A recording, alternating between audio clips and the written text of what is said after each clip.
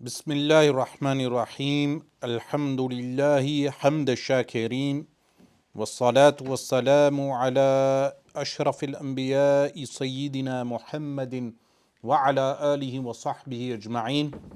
اللهم صل وسلم وبارك على سيدنا محمد وعلى آل سيدنا محمد وأصحاب سيدنا محمد صلى الله عليه وآله وسلم.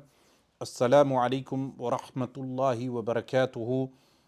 Welcome again to another episode of questions and answers. Of course, as you know, every series is based upon a theme. So because we have entered the month of Muharram al-Haram, which is the first month of the Islamic calendar, Muharram al-Haram, it signifies the new year. Now we have entered the year 1445 Hijri. And of course, an interesting fact for you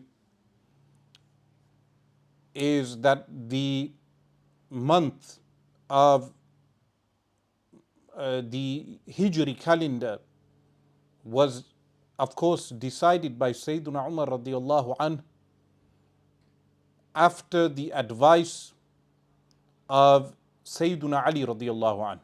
So that is a fact which is found both in the books of Ahl Sunnah and is confirmed by other sources also. So this new year 1445 Hijri, the way the Hijri calendar was determined was done by the likes of Sayyidina Umar radiallahu anh. But this month of Muharram al-Haram is an important Islamic month. One of the reasons why this month is important is because of the Shahada, the martyrdom of Sayyidina Imam Hussain radiallahu ta'ala anhu. And of course, every year Muslims across the world, they remember the sacrifice of Sayyiduna Imam Hussain radiallahu anh and the Ahlul Bayt, the prophetic household, the pure household of the Messenger of Allah sallallahu alaihi wa alihi wasallam. And today we will be taking questions and answers. So the point I wanted to make first was with regard to the fasting in the month of 10th of Muharram. So many people ask with regard to fasting, why do Ahl Sunnah wal Jama'ah fast in the month of Al-Muharram? Of course, it's based on a hadith, the hadith of Abdullah bin Abbas radiyallahu anhuma, which states, أن رسول الله صلى الله عليه وسلم صام يوم عاشوراء وأمر بصيامه, fasted on the 10th of Muharram and commanded people to fast on that day, meaning a command of recommendability. And now, of course, what is claimed is that the Banu Umayyah introduced this fast on the 10th of Muharram to downplay the day because of the sacrifice, in order to undermine the sacrifice of Imam Hussain radiallahu anh, the martyrdom of Sayyidina Imam Hussain and members of the Ahlul Bayt. Is this true? The answer is no, because we as Ahl Sunnah wal Jama'ah, we can fast on the 10th of Muharram, and when we fast on the 10th of Muharram, if someone fasts and they are in a state of fasting and they feel sadness when they remember Imam Hussain radiallahu anh, natural sadness of course, this does not contradict the ethic of fasting. In fact, the sadness is felt more, because when you fast on the 10th of Muharram, and here I am addressing those who have a different persuasion to Ahl Sunnah, that imagine you are fasting on the 10th of Muharram, and when you are fasting you remember Imam Hussain radiallahu anh, and how Sayyiduna Imam Hussain radiallahu anhu was barred from the water of the Euphrates river, Nahrul Furat. And you remember the Ahlul Bayt and the household, the beloved household of Rasulullah sallallahu alaihi wasallam. And when you remember them, you think of them and how they were barred by the wrongdoers, the armies of Yazeed that prevented them from reaching the water. You will remember this more when you are fasting. So there is no contradiction in that regard. But of course, aside from the hadith on fasting on the 10th of Muharram being in Sahih al-Bukhari and the Sahih of Imam Muslim, the sources of Ahlul Sunnah wal Jama'ah, then it is found in the books of the Shia also, like Al-Istibsar of Al-Tusi, and you will find it in Jami'u Ahadith Shia in volume 9, page 475. So fasting on this day of 10th of Muharram should not be viewed in a negative sense. It would be permitted. Now, firstly, let's go on to the names of those who were martyred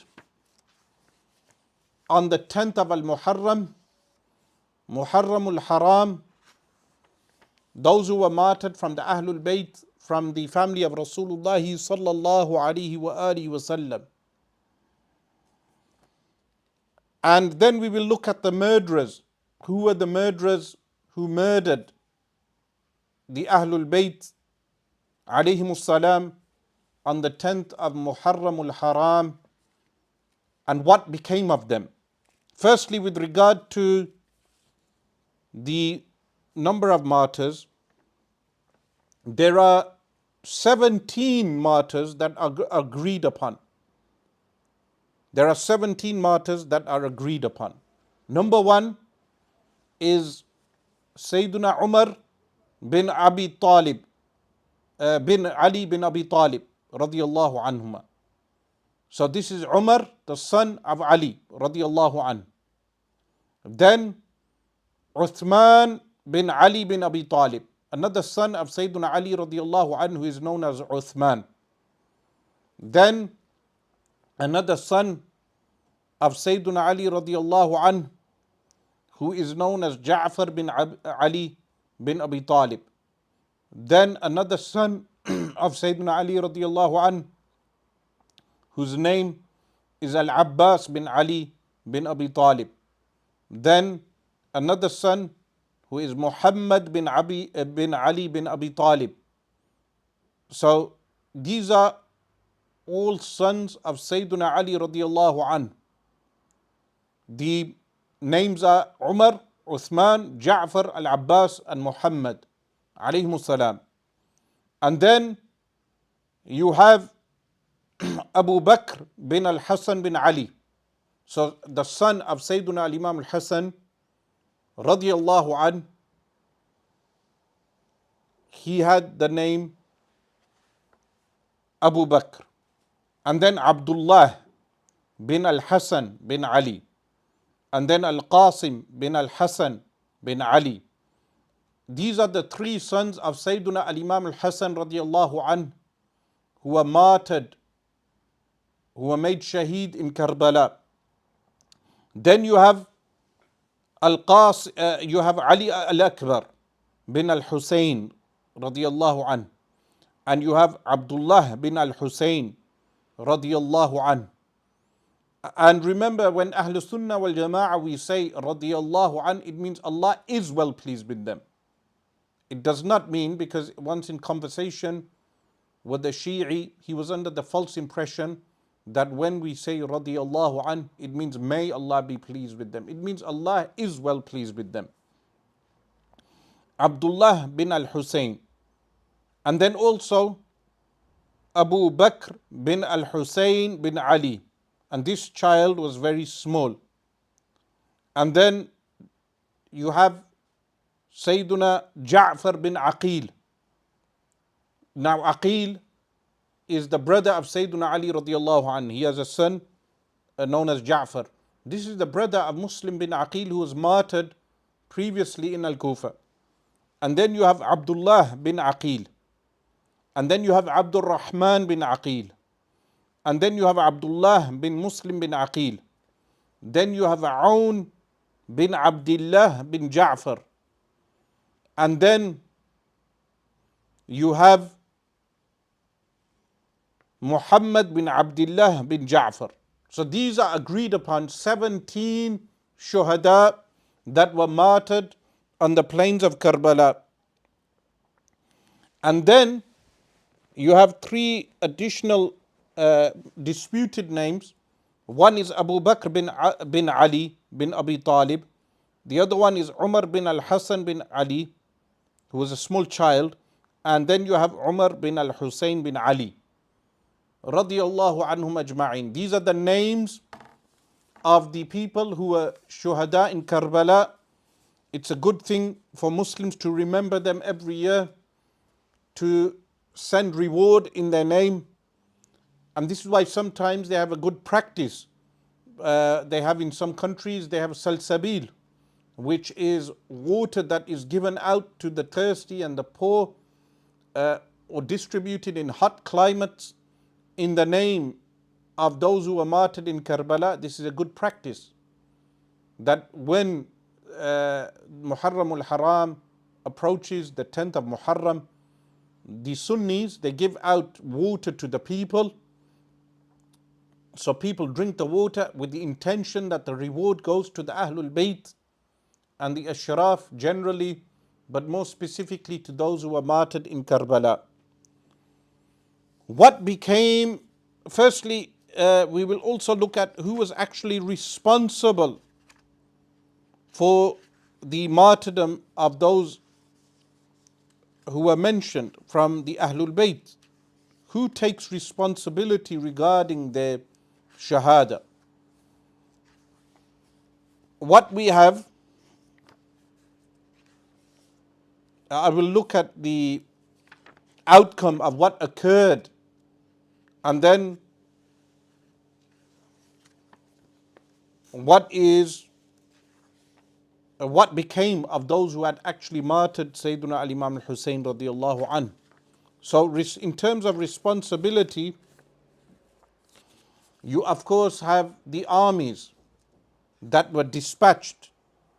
Those armies that were dispatched to martyr Sayyidina Imam Hussain radiallahu anhu, they, what we would refer to as Jayshul Kufa, waqa'iduhu, the armies of Al-Kufa and the leaders of those.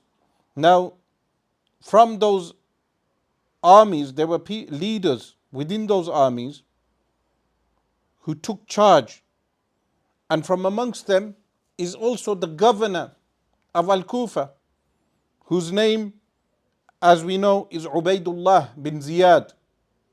Ubaydullah bin Ziyad, he was the one who was the governor of Al-Kufa, and he was the one who dispatched the army in order to take Imam al-Hussein as captive, or force an allegiance, or to have him martyred.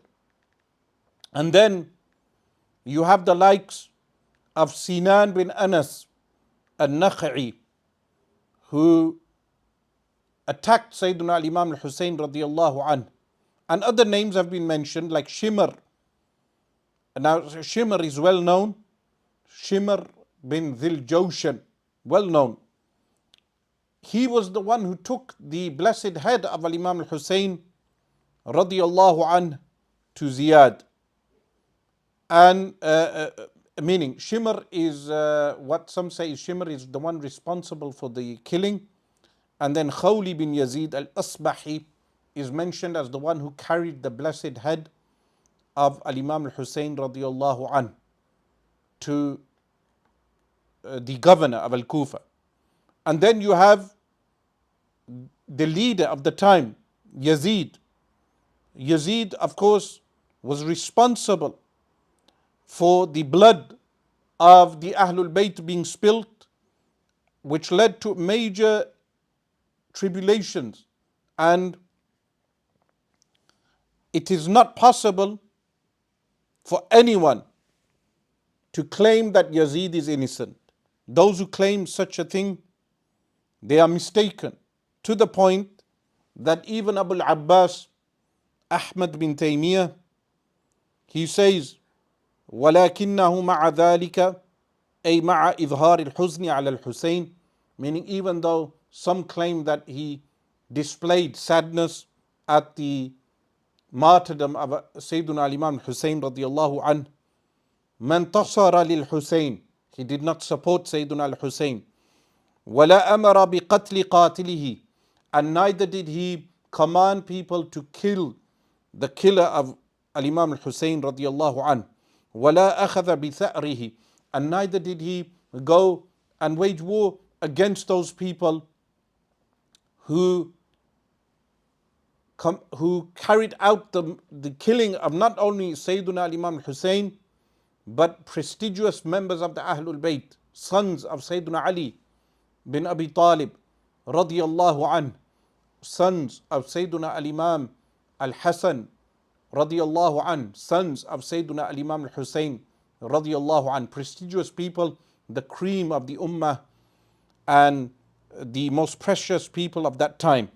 So what is mentioned also, that some people, they attempt to say that he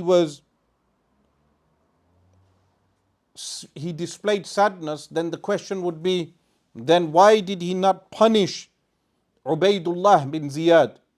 He should have punished Ubaidullah bin Ziyad, which he did not do. So there is also responsibility on the Ahlul Kufa. The Ahlul Kufa who invited Sayyidina al-Imam al-Hussein radiallahu anhu, and then they did not support him. And this is why what is authentically reported regarding the Ahlul Kufa is that members of the Ahlul Bayt, they cursed the people of Al-Kufa who had invited Sayyidina al-Imam al-Hussein radiallahu anhu to Karbala. This is why it's important for people to know with regard to the role of Ahlul Kufa in the martyrdom of Sayyidina al-Imam al-Hussein radiallahu anhu.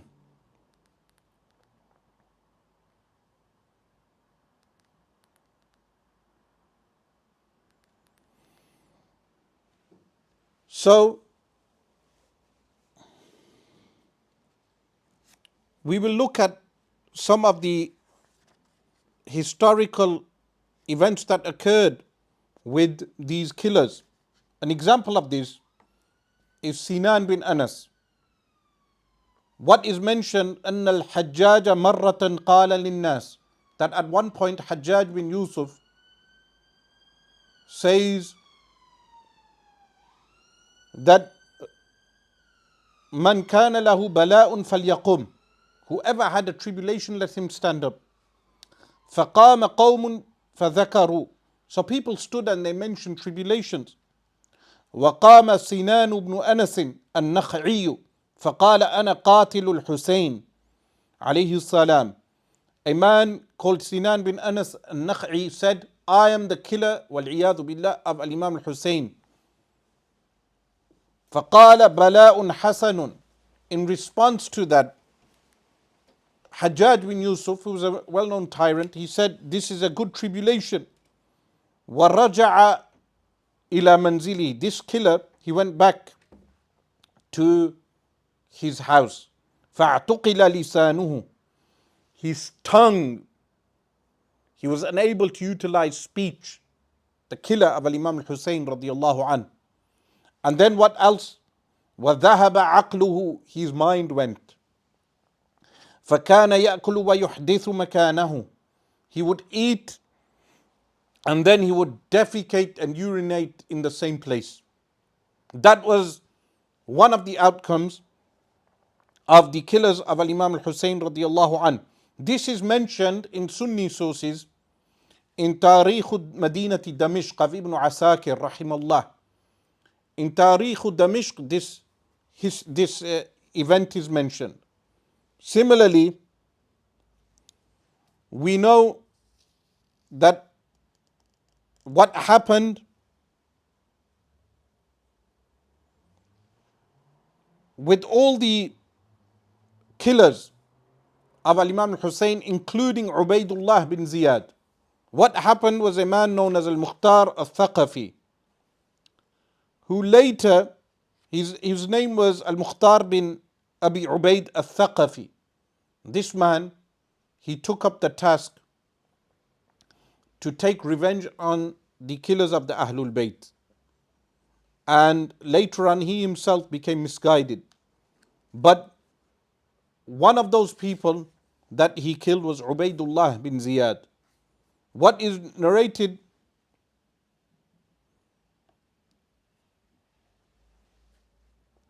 is that there was something known as nawasib. What is nawasib?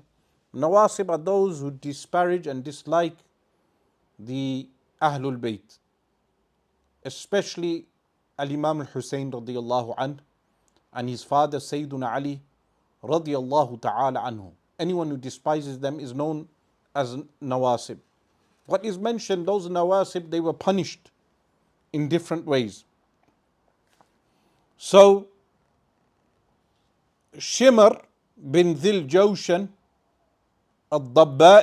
whose full name is Al-Dabbabi, meaning his laqab at the end, the men of Al-Mukhtar Al-Thaqafi, they killed him. And when he came out to fight them, he was unable to wear his clothes and his weapons. And then what happened? A man known as Abu Amrah killed him. And his body was thrown to the dogs.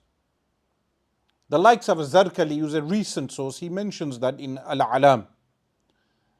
And what Ibn al-Athir in Ustul Ghaba, fi Ma'rifati Sahaba, what he mentions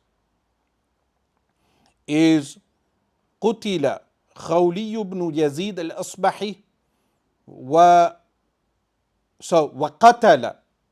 خولي بن يزيد الأصبحي. That Mukhtar al-Thaqafi killed Khawli وأمر بحرقه, and then he commanded that this man Khawli be killed, and he was the one who took the blessed head of Sayyiduna al-Imam Hussain radiyallahu anhu.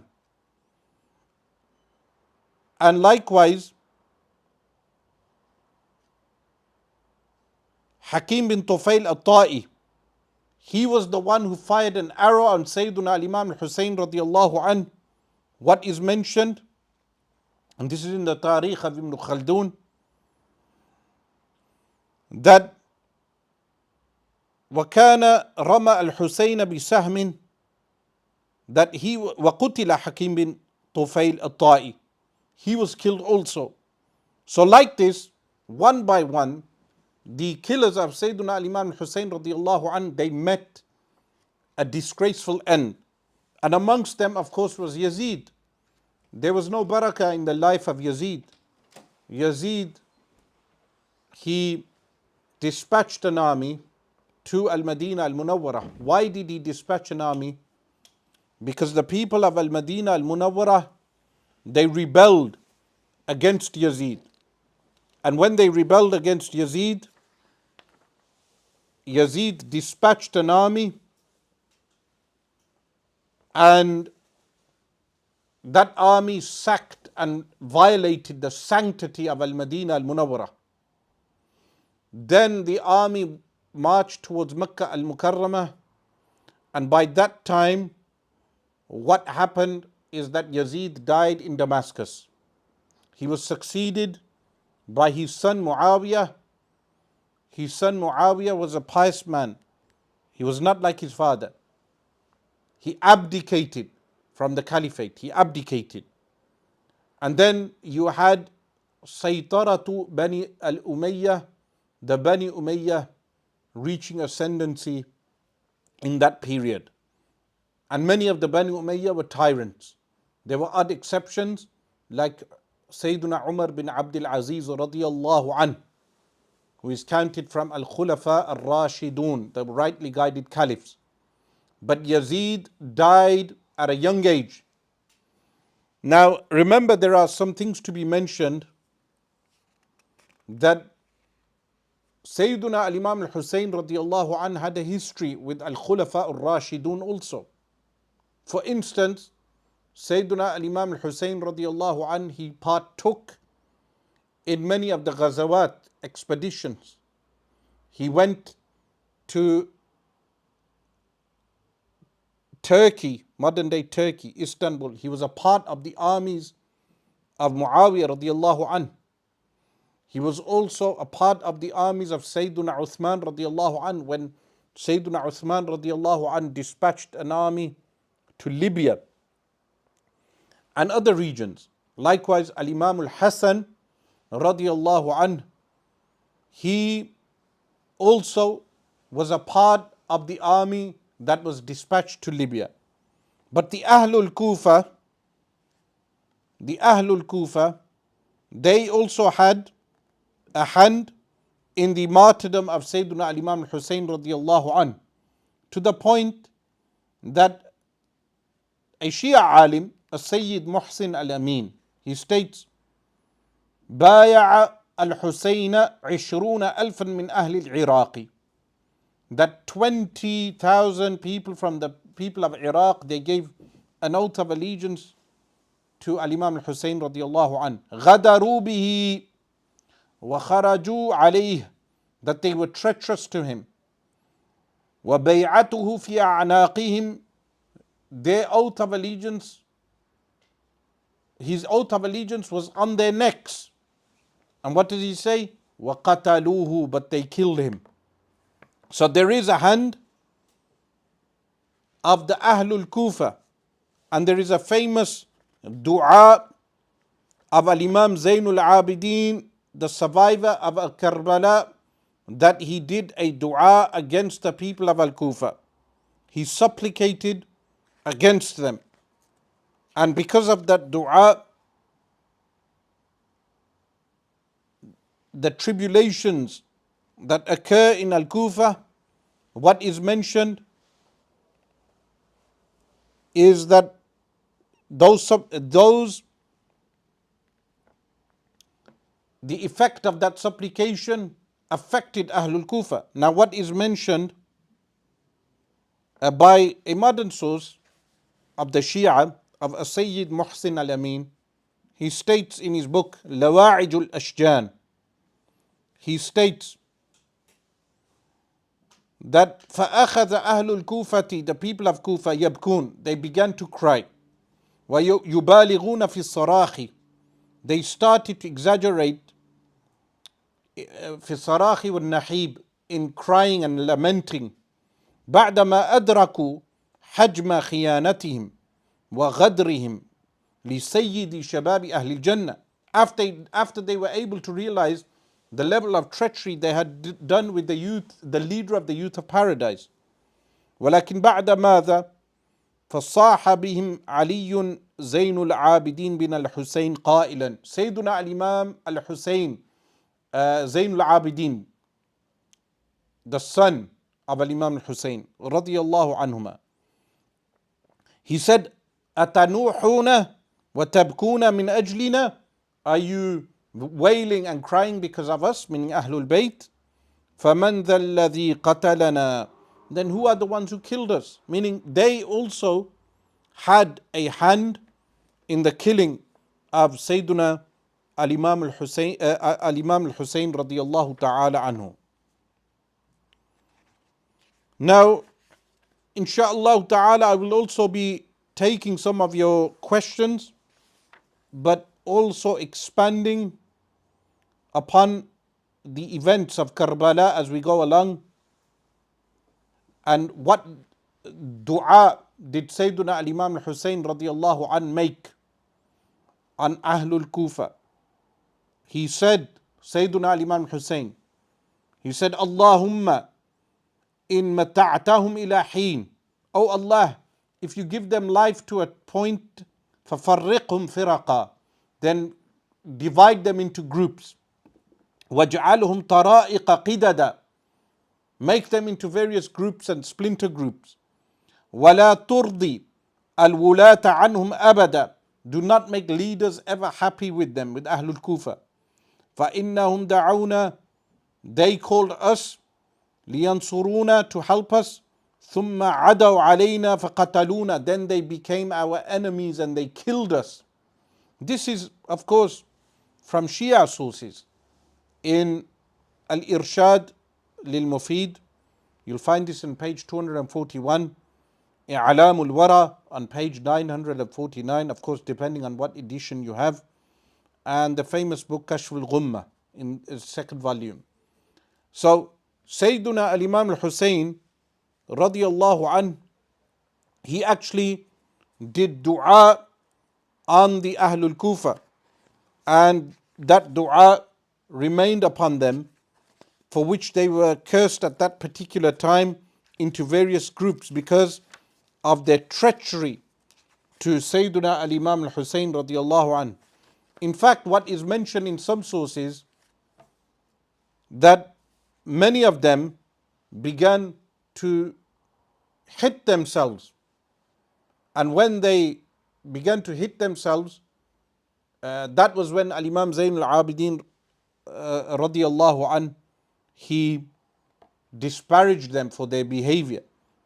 So, what is mentioned with regard to Sayyidina Imam Hussain radiyallahu anh and his relationship with Muawiyah radiyallahu anh, inshallah we will go into that in the later on after I take some questions, but there was a link between Hassanain al-Sharifain and Muawiyah radiyallahu anhum. So inshallah I will take some of your questions, inshaAllah ta'ala.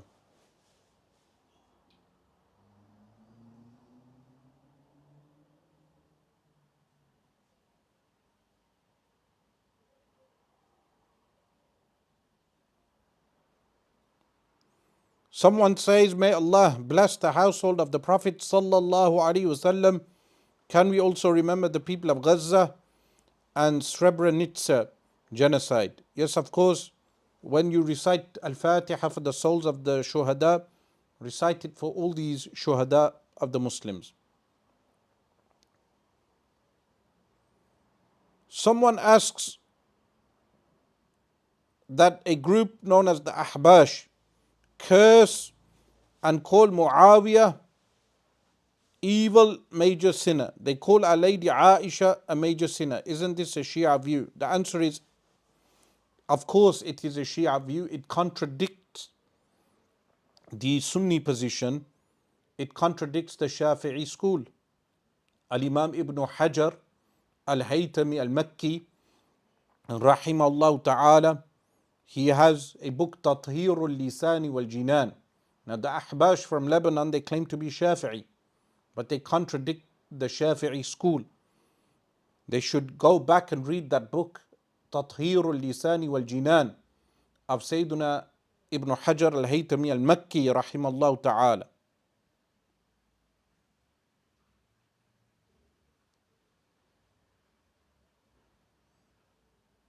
Someone asks, what effect does fasting have on the soul? The effect that fasting has on the soul is that it instructs you in self-discipline. You learn self-discipline. When you know you cannot do those acts which are your daily habit of eating and drinking and other things, it instructs you in self-discipline. So fasting also keeps the ego under control, the nafs, the lower self, an-nafsul ammara. That is the effects of fasting generally. What is your thought and views on Nade Ali? So I've heard of this litany known as Nade Ali. I have heard that there are very many pious people who have recommended Nade Ali, but I am unfamiliar of its authenticity, whether it's actually authentic from Sayyidina Ali radiallahu anh, but I do know some of the ulama recommend it, like Shaykh Abdul Haq Ad-Dahlawi rahimahullah.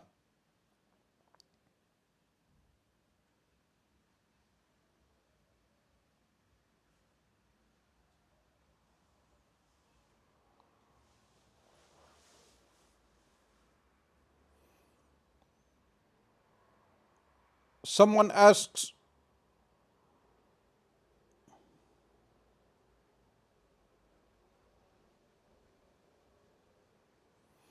if one is manipulated by their spouse into having a child, for example, a woman lying about her being fertile, does the man still have a responsibility of a father? Of course. Why are you running away from your responsibility as a father? You sired a child. Be a man and raise the child. Women are not something that you utilize to fulfill your desires and then leave them when they have a child. So many men abandon their own children after fulfilling their carnal desires. These are not real men.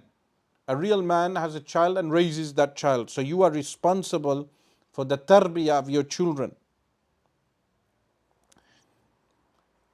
Is it jaiz to say alayhi salam, meaning after Ahlul Bayt? The answer is yes, it's permitted. Someone asks the question, is there Jumu'ah in the UK? The answer is yes, there is Jumu'ah in the UK. In the UK, Jumu'ah is still fard. This was the fatwa of our teacher, Shaykh Nuruddin Itr, rahimahullah ta'ala, as is found in his book, I'lamul Anam.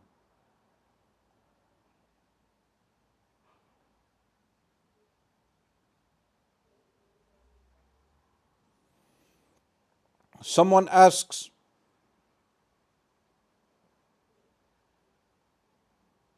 I have a cousin who has this idea of following Sunnah, not any madhab. How can I convince him that following one madhab is the right way? Ask him to deduce for you questions relating to inheritance laws from the Quran and Sunnah directly. When he becomes confused, he will have to go to the books of the madhabs. So they will always need the books of the madhabs. That entails that this person is not a mujtahid, that he can go directly to the sources. So because he is not a mujtahid, he would have to follow the books of the mujtahideen. Aqib Khan asks, Iran, Hizbullah, Houthis are Shia. Hamas is armed by them. There'd be no resistance without Khamenei. Allah sent Mujaddid Khamenei to start resistance. The answer is, we have our theological differences with certain groups, but that does not mean that there is a political difference. Always remember that. We do not allow our theological differences with any group to allow an occupying force to divide any nation or any group. So when we discuss issues of theology, that does not undermine any political stance. So, of course, resistance groups change every decade or so. At one time, Gamal Abdul Nasir was seen as the axis of resistance. This does not mean that we align ourselves with the socialism of Gamal Abdul Nasir. So, people should not mix up the theological stance we have with regard to historical events with Sahaba alayhim ridwan and our strong condemnation of anyone who curses the Sahaba alayhim ridwan. But remember, the Iranian government officially does not curse any Sahaba. That is the official stance of the Iranian government. They prohibit the cursing of the Sahaba alayhim ridwan, and it's illegal in Iran to do so. So that is their official stance.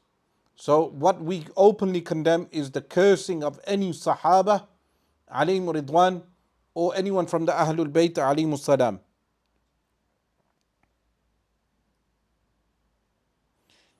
Again, someone asks, is it permissible to say alayhim salam when mentioning the names of the Ahlul Bayt? The answer is yes, it is permissible. Someone asks my view on a particular Sufi order and their wajd. I believe that that particular wajd is not real. He asks about the electrocution wajd. So this is an electrocution wajd where the Shaykh supposedly touches the heart and the people fall into a spasm of some sort and they go into an electrocution spasm. I believe that is a practice in conformity. How is that a practice in conformity? What happens, like certain kung fu masters in certain dojos, what they do is that the kung fu master, he pretends he is beating up the student without touching him, and the student will fall without the master touching him at all. And then all the other students, they conform to this. So that is a practice in conformity. It's not real movement of the heart at all. It's conformity, group conformity.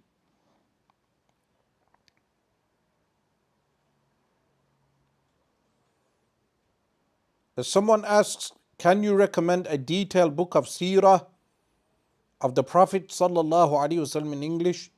I would recommend the book of Sayyid Muhammad bin Alawi al-Maliki rahimahullah. His book, Muhammad sallallahu alaihi wasallam, the best of creation.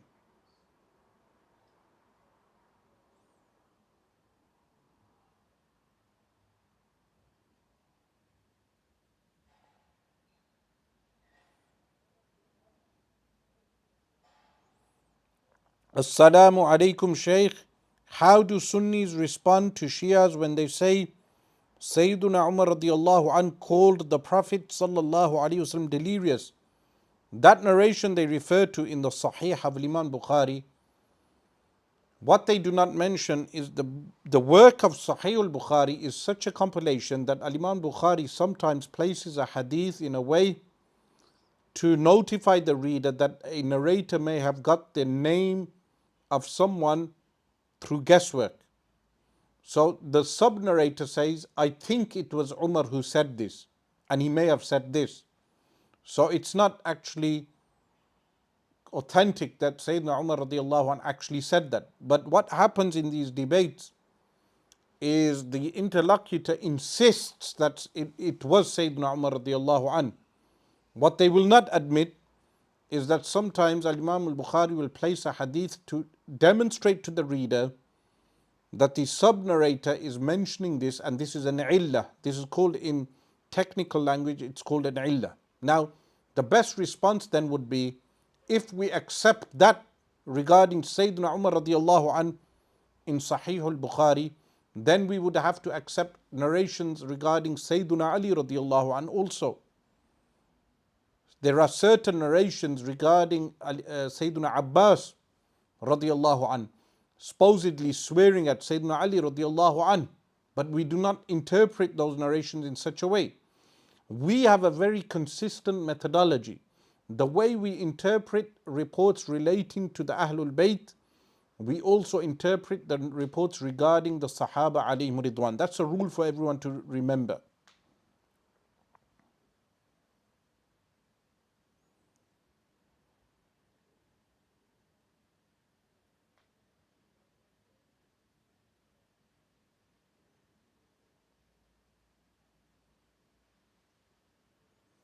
Yahya Sheikh asks, شيخ أنت مدرستك في بريطانيا؟ نعم مدرستي في بريطانيا في مدينة برمنغهام.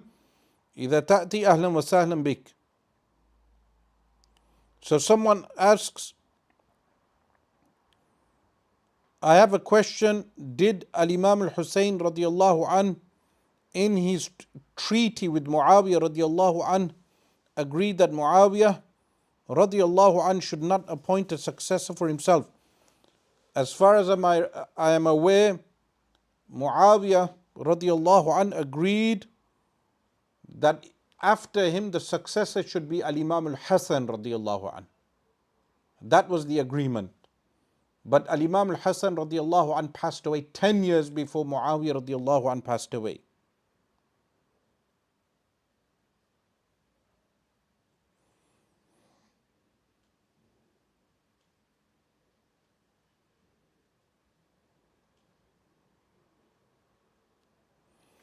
Do you have any idea what they did to the Palestinian refugees when they came into Syria and Iran when their name was Umar, there are still Palestinians in jail. My brothers are in jail. This is propaganda. Palestinians who are named Umar in Syria were not persecuted. That is propaganda. That's NATO type propaganda. Anyone who has been to Syria will tell you the Palestinians were not given citizenship for a reason. That was so they could go back to a free Palestine. They were not persecuted in Syria based upon them being Sunni. That is total propaganda. There are many Palestinians and Syrians who have the name Umar. There is no cursing of Sahaba in Syria. I studied in Syria for many years, and many students of knowledge from Britain studied there. There was no cursing of the Sahaba on the mimbar in any of the masajid. In fact, that would be prohibited in Syria. So do not fall for that propaganda. Someone asks, do you condemn Abu AlMujahideen? Of course, Abu Lu'lu'a was the murderer of Sayyidina Umar radiallahu anh, and he was accursed.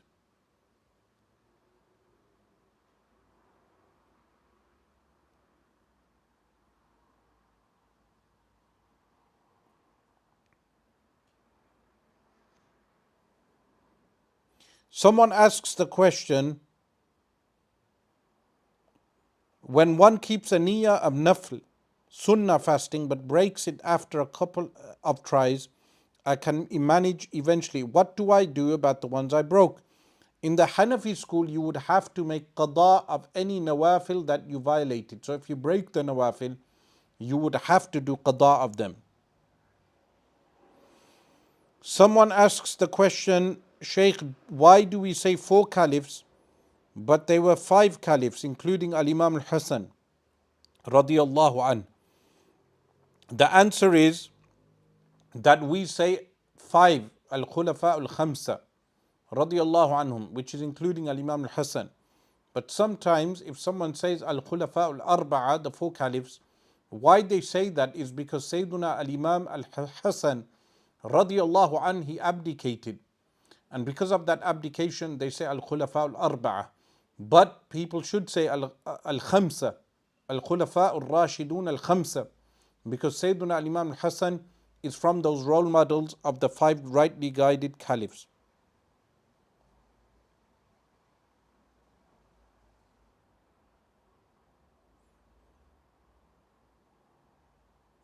If we wake up in a state of impurity and don't have time for ghusl because of work, what should we do? Would tayammum be acceptable in such a situation? The answer is no. You would still have to make the ghusl to complete the act of worship.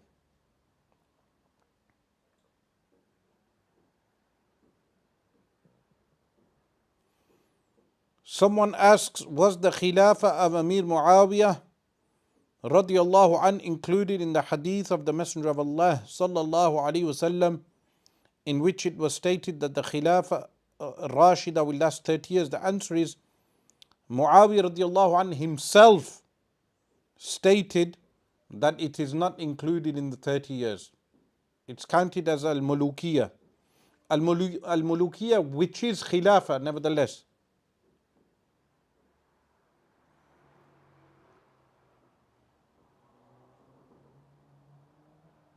Someone asks, did Al-Imam al-Bukhari say whoever doesn't believe that Allah is on the throne is a kafir? The answer is no.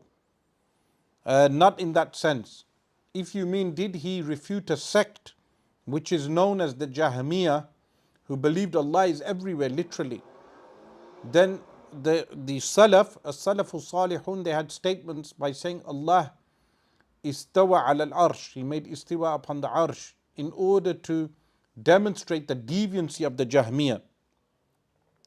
Someone asks the question, Shaykh, why is it that girls in Sharia get half the property than boys? That is regarding sons and daughters. Otherwise, there are cases where women receive more than certain men. But remember, this is because later the male inheritor would have to pay the dowry to his wife, and the dowry could be a high number and therefore to facilitate that dowry paying, the boy is given double to the daughter, while the daughter, when she gets married, she takes a dowry. Secondly, a man, he pays for the expenditure of the marriage, while the wife does not need to pay for the expenditure of the marriage. So there are these factors which are considered with regard to the dowry. Now, going back to the topic at hand, what we have, as I mentioned, with regard to the dua of Al-Imam Zayn al-Abidin radiallahu an on the Ahlul Kufa, we also have references that mentioned that Al-Imam Hussain radiallahu an, he was a part of the army that was sent by Muawiyah radiallahu an to Istanbul, to conquer Istanbul. So for instance, in Tarikh al-Tabari and Tarikh al-Damishq and Tarikh al-Islam of Al-Imam al-Dhahabi, Shamsuddin al-Dhahabi, and Al-Bidayah wa Nihaya, what is mentioned with regard to this: أرسل معاوية رضي الله عنه مددا من الجيش بقيادة ولده يزيد عام 49. Now what happened was Yazid was sent, but Yazid was disobedient to his father. And what happened actually was that Yazid, when he refused to partake in the battles in Constantinople and pretended many times to be ill, this was known. But what happened is that there was not one expedition to Istanbul. There were numerous expeditions. And what happened within those expeditions is that the following Sahaba alayhim ridwan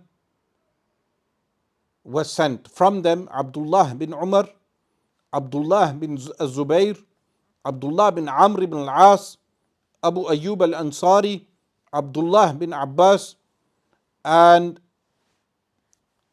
also Abu Shaybah al-Khudri. These were mentioned, but also who is mentioned with them is Al-Imam al-Hussain radiyallahu an. So this means Al-Imam al-Hussain radiyallahu an did partake in battles during the lifetime of the Sahaba alayhim ridwan, like Sayyidina Al-Imam al-Hasan radiyallahu an. Because many Shia, they ask the question, they say, why didn't Sayyidina Ali radiallahu an partake in the battles? The answer is that Sayyidina Ali radiallahu an, he was al-Mushir al-Khas or al-Mustashar al-Khas, the one that Sayyidina Ali radiallahu Sayyidina Umar and Sayyidina Abu Bakr Siddiq and other khulafa, they would take consultation from. He was from amongst those. But what happened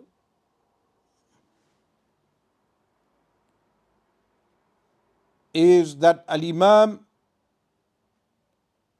Al-Hasan radiallahu an, he would meet Muawiyah radiallahu an.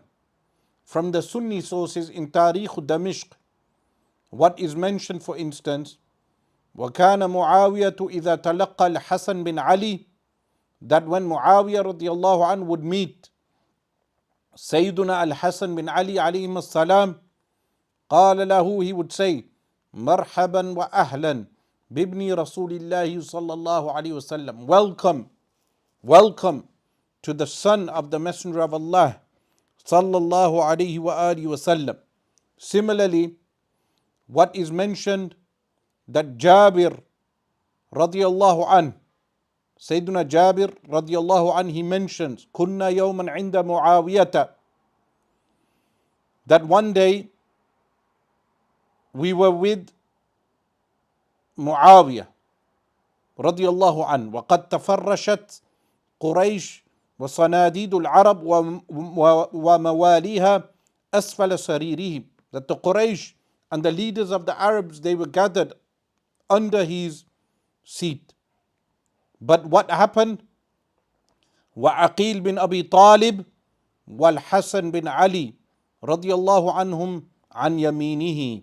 That Muawiyah radiallahu anhu was sitting, and he had the leaders of the Arabs all sitting lower than him. But who did he have on his right hand side? He had Aqil bin Abi Talib, the brother of Sayyidina Ali radiallahu anhu, and Sayyidina al-Imam al-Hasan radiallahu anhu on his right hand side. That was the link that the Ahlul Bayt kept with Muawiyah radiallahu anhu after the Bay'atu Sulh, after the oath of Sulh.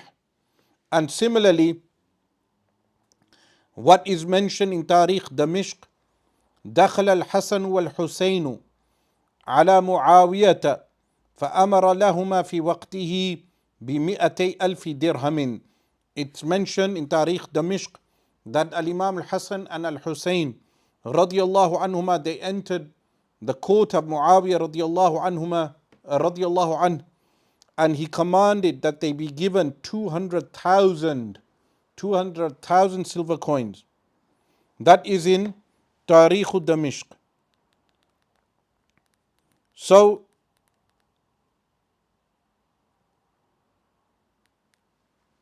what is mentioned here also, likewise, that he would give them huge sums of money to both Sayyiduna al-Imam al-Hasan and Sayyiduna al-Imam al-Hussein radiallahu anhuma. This means they kept that link with Muawiyah radiallahu anhu. This is also found in the books of the Shia. So for instance, in Jala'ul Uyun of al-Majlisi, you find this, and Al-Kafi fil Furu', which is from Al-Kutub al-Arba'a. They have 4 books, main books. In Al-Kafi fil Furu', in volume 6, page 19, you find this. Likewise, in Al-Amali of Al-Tusi, you find this reference also, that Al-Hasanain, Al-Karimain, alayhim as-salam, they kept links with Muawiyah radiallahu anhu. So that is our position. When we Sunnis, we do not curse the Sahaba alayhim ridwan, we respect all the Sahaba alayhim ridwan. That is the actual position of the Ahlul Bayt. That is the position that the Imams of the Ahlul Bayt actually held. They never cursed any of the Sahaba alayhim ridwan, and they kept good links with those Sahaba.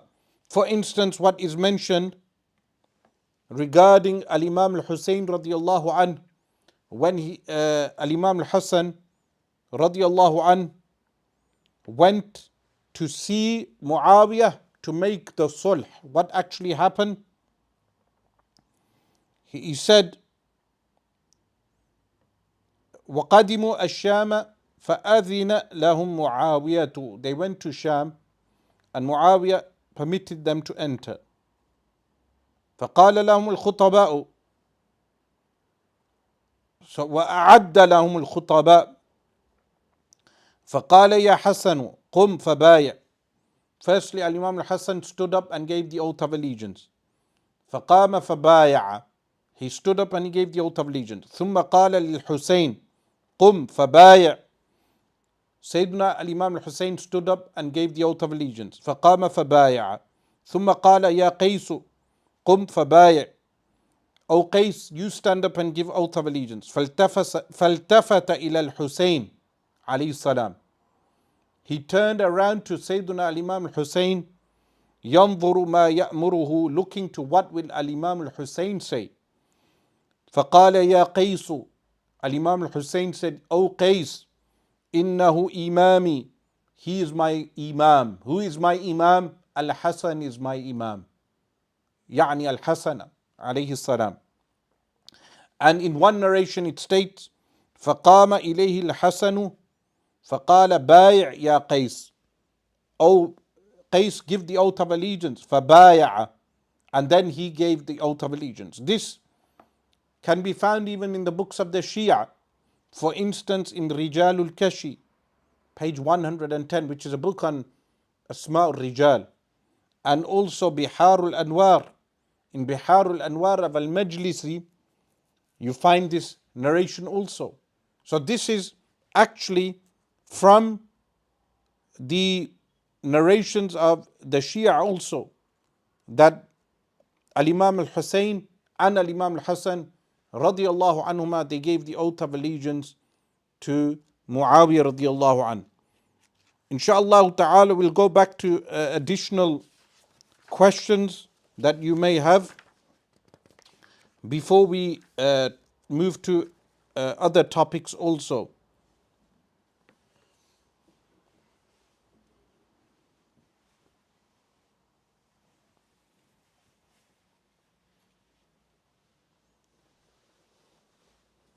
Someone asks, Shaykh, what is your opinion of Allama Abdul Sattar Khan Niyazi rahimahullah?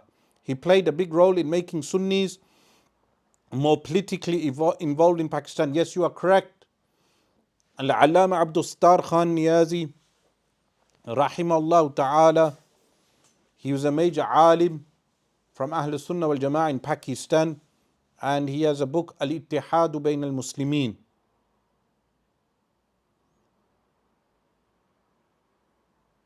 So someone asks, Shaykh, apparently the Prophet sallallahu alaihi wasallam said, whoever makes Fatima angry makes him angry, which makes Allah angry.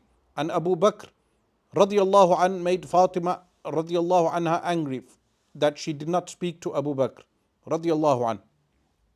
The answer to that is that, firstly, with regard to Sayyidina Abu Bakr Siddiq radiallahu anh and the Fadak issue, with regard to that, first two things. Number one, you mentioned about making a Sayyidah Fatima radiallahu anha angry. If we interpret the text the way you want to interpret, or you insinuate, that would mean that when Sayyidina Ali radiallahu anh, he angered Fatima radiallahu anha, that would mean then the Prophet sallallahu alaihi wasallam became angry with Ali radiallahu anh. But we Ahl Sunnah do not take that position. We say that when Sayyidina Ali radiallahu anh, he wanted to get married again, and then the Messenger of Allah sallallahu alaihi wasallam did not give him permission until he was only permitted to marry again once Fatima radiallahu anha passed away. But of course, Sayyidah Fatima radiallahu anha wa alayha salam was happy with Sayyidina Ali radiallahu anha. Similarly, I would say to you that Sayyidah Fatima radiallahu anha was happy with Sayyidina Abu Bakr Siddiq radiallahu anhu also. Why do I say this? Check the Shia sources. For instance, Sharh Nahj al-Balagha of Ibn Abi al-Hadid. What does he say? Listen to the following. This is in Sharh Nahj al-Balagha of Ibn Abi al-Hadid in volume 16, page 220. And it's found in the Sunni sources also in Tarikh al-Madinah of Ibn Shabbah. It states, قيل لزيد بن علي زين العابدين, Al-Imam Zain al-Abidin, the sole survivor of Karbala, was asked, إن أبا بكر انتزع من فاطمة فدك, that Abu Bakr as-Siddiq took away from Fatima alayhi salam fadak. فقال, this is Al-Imam Zain al-Abidin's fatwa that we take, we Ahl Sunnah take this. He says, إن أبا بكر رضي الله عنه كان رجلا رحيما, that Abu Bakr as-Siddiq radiallahu anhu was a very merciful man. وكان يكره أن يغير شيئا تركه رسول الله صلى الله عليه وسلم. He would dislike to change anything which the Prophet صلى الله عليه وسلم had left. وأيم الله, by Allah, لو رجع الأمر إلي, if this matter was returned back to me, meaning Zainul Abidin, لقضيت فيها, I would have given the judgment بقضاء أبي بكر, I would have given the judgment of Abu Bakr as-Siddiq radiallahu anhu. So that is the fatwa of the Ahlul Bayt. Similarly, you say when Sayyidina Ali radiallahu anhu was Khalifa, he did what Abu Bakr as-Siddiq did, which was what? 1/5 of the produce of Fadak would get to the Ahlul Bayt, and 4/5 would be distributed amongst the poor. Similarly, when Al-Imam Al-Hasan radiallahu anh, he was Khalifa, he did the same judgment as Abu Bakr as-Siddiq radiallahu anh. Also, what is very clear is that the wife of Sayyiduna Abu Bakr as-Siddiq radiallahu anh, she was the one who did the bathing of Sayyidatu Fatima alayhi salam. So, with regard to Sayyiduna Abu Bakr as-Siddiq radiallahu anh, what people should also know is Al-Imam Ja'far as-Sadiq radiallahu anh. What did he say? He said, Waladani Abu Bakrin marratain. Abu Bakr gave me birth twice. Why twice? Because the pure lineage of Al-Imam Ja'far as-Sadiq was from his mother's side, was from Abu Bakr as-Siddiq radiallahu anh. So we believe the lineage of the Ahlul Bayt is pure. The mother of Al-Imam Ja'far as-Sadiq was from the family of Abu Bakr as-Siddiq, from the direct lineage of Sayyiduna Abu Bakr as-Siddiq radiallahu anh. So how could it be the school of Al-Imam Ja'far as-Sadiq to even curse his maternal grandfather? Where is this found? Firstly, in Sunni sources you find this in Tahdhib al-Kamal, but in the Shia sources, in Kashf al-Ghummah, the work of Ali al-Irbali, and also this is a famous statement from Al-Imam Ja'far as-Sadiq radiallahu anh, because it's undisputed that Al-Imam Ja'far as-Sadiq radiallahu anh was actually also from the family of Abu Bakr as-Siddiq radiallahu anh. Similarly, what we find is that Asma bint Umays, who was responsible for the shrouding of Sayyidah Fatima alayhi salam, her first husband was who? Ja'far bin Abi Talib. Her first husband was Al-Imam Ja'far bin Abi Talib, Ja'far al-Tayyar, the one who was martyred when in the battle of Yarmouk, which was led by Sayyidina Ja'far, and he's known as Tayyar. He's buried in Jordan today, alayhi salam. And he had children with her, Abdullah, Muhammad and Aun. Who did she marry? Asma bint Umays. She married Sayyiduna Abu Bakr as-Siddiq radiallahu anh. And she had a son with Abu Bakr as-Siddiq. Who was that son? That was Al-Imam Muhammad. This Al-Imam Muhammad, who was he raised by? After Abu Bakr as-Siddiq radiallahu anh passed away, this Muhammad bin Abi Bakr as-Siddiq was raised by the great Sayyiduna Ali radiallahu anh. Sayyiduna Ali raised the son of Abu Bakr as-Siddiq radiallahu anh, and he was raised with Al-Imam Al-Hasan wal-Hussain. Later on, Al-Imam Ali radiallahu anh made the son of Sayyiduna Abu Bakr as-Siddiq the governor of Egypt. He was made governor of Egypt, meaning Wilayat Misr, which is mentioned in the sources. This Asma bint Umays, after the passing away of Sayyiduna Abu Bakr as-Siddiq radiallahu anh, who does she marry? She marries Sayyiduna Ali bin Abi Talib radiallahu anh. So she marries Sayyiduna Ali and she has 3 sons with him, Aun, Yahya and Muhammad. So that is the link of Abu Bakr as-Siddiq radiallahu anh with the Ahlul Bayt. Of course, there is much more that I will mention later after taking other questions.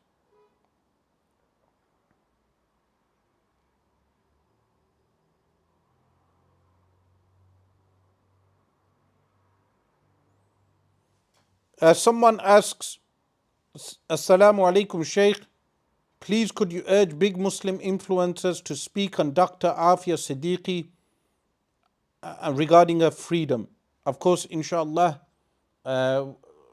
Muslims should campaign for her freedom, and this was something that is carried out by many ulama in Pakistan also.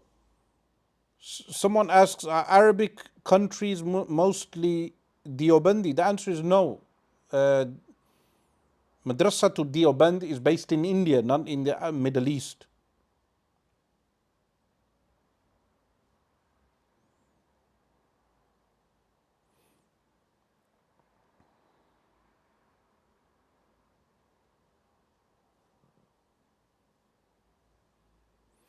Sheikh, I am from India. There is a few Molvi misuse of nikah halala, and they did marriage a 1 or 2 day with divorced women. It is very shameful for us. This in the three madhabs, Maliki, Shafi'i, and Hanbali, this is not permitted.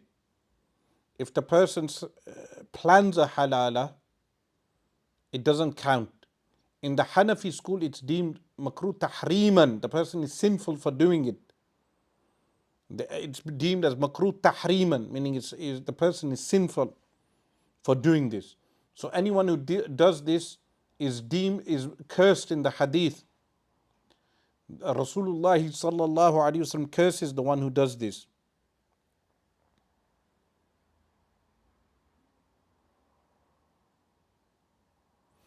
Someone asks, why do you think voting is allowed when we can see that there will never be changes? I'll give you an example. In France today, we have a sizable number of Muslims in France, a very sizable number. They make a huge percentage. Recently, France voted in initially the right-wing Le Pen party, but then they were defeated in the latest election run. So that means in certain circumstances, it is permissible to vote in certain circumstances.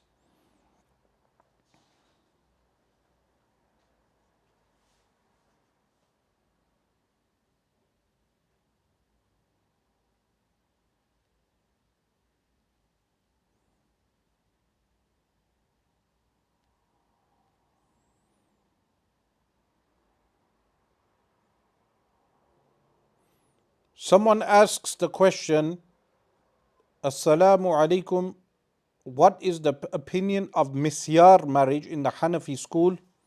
I have come across some local imams saying it is permissible and valid technically. I am quite confused. This type of marriage, it has no ihsan. It has no ihsan. Ihsan is doing things properly. Therefore, it leads to more fasad, corruption, and it should be avoided completely. So even if something is mubah, permitted, and has no ihsan, it leads to corruption generally. So it would be, people should be dissuaded from these type of nikahs. Assalamu alaikum, Shaykh. I don't do istighatha out of fear it may be shirk, but I do not say it's haram or shirk. When someone asks me my opinion on it, I say Allahu A'lam. Would you consider me a part of Ahlul Sunnah? The answer is yes, you would be a part of Ahlul Sunnah. You shouldn't fear it being shirk though, if the person doesn't believe that he is ascribing the sifat of Allah, or the af'al of Allah, or the that of Allah to the makhluk. But a person should call upon Allah subhanahu wa ta'ala, which is awla. And a person who calls upon Allah subhanahu wa ta'ala, how can he be deemed as being out of Ahlul Sunnah wal Jama'ah? Someone asks, is smoking vape shisha haram? I have friends who do so and wanted to know if it would be haram to start or makruh. I'm referring to the act of smoking. I realize free mixed lounge is haram. The fatwa I take is that smoking is impermissible.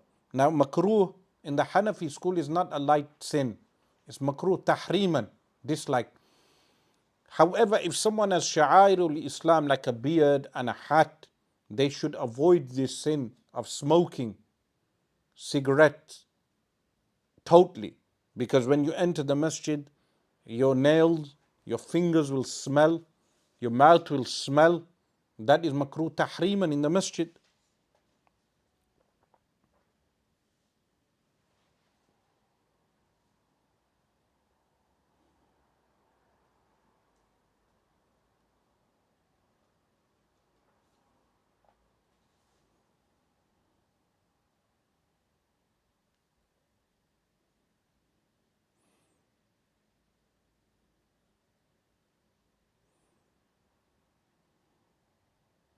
Someone asks, Assalamu alaikum Shaykh, if you had a mortgage while doing Hajj, would it affect the Hajj?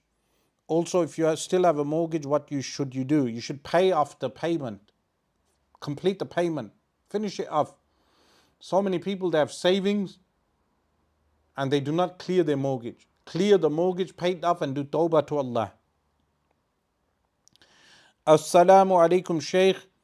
Who was your favorite Shaykh in Syria? Of course, without question, he was a Shaykh Ahmad Habbal, rahimallahu ta'ala, wa nafa'ana Allah ta'ala bihi.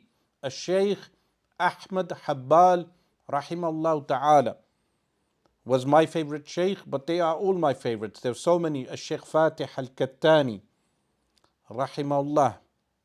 A Shaykh Taj al-Kattani, rahimahullah. A Shaykh Nuruddin Itr, rahimahullah. الشيخ عبد الرحمن الشاغوري رحمه الله. الشيخ شكري اللحفي رحمه الله. الشيخ مصطفى التركماني رحمه الله. الشيخ العلامة محمد سعيد رمضان البوطي رحمه الله. Like this, there were so many shuyukh.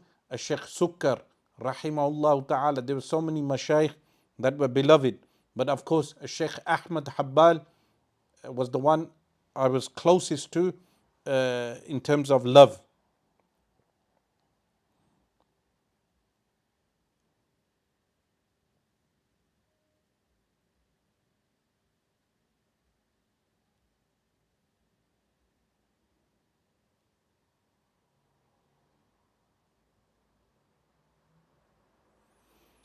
Someone asks why we follow Hanafi and make it a sect when we can just follow direct the teacher Al-Imam Ja'far as-Sadiq radiallahu anhu directly from the Ahlul Bayt. The answer to you is that the four schools are not a sect. The four Sunni schools are not a sect. People are free to follow any one of the four Sunni schools. But the school of Al-Imam Abu Hanifa actually is the fiqh of the Ahlul Bayt. It represents the school of the Ahlul Bayt. An example of that is that the most updated work in the Hanafi school is by Al-Imam Ibn Abideen. Why is he called Ibn Abideen? Because he is from the progeny of Al-Imam Zainul Abideen, the survivor of Karbala. Which fiqh did Al-Imam Zainul Abideen have? He had the fiqh of Al-Imam Hussain radiallahu anhu. So Al-Imam Abu Hanifa, he preserved the fiqh of the Ahlul Bayt. And the latest work of the Hanafi school is the latest work of the Hanafi school is the Hashia of Ibn Abideen, which is from the progeny of Imam Zainul Abideen radiallahu anhu. So why do we not follow the 12 fiqh? The answer is the 12 fiqh that we have today, we believe it's tampered. There are rulings in it that are not correct. So we Sunnis take the position that fiqh has been tampered. Therefore, the fiqh of the Ahlul Bayt is found within the Hanafi school.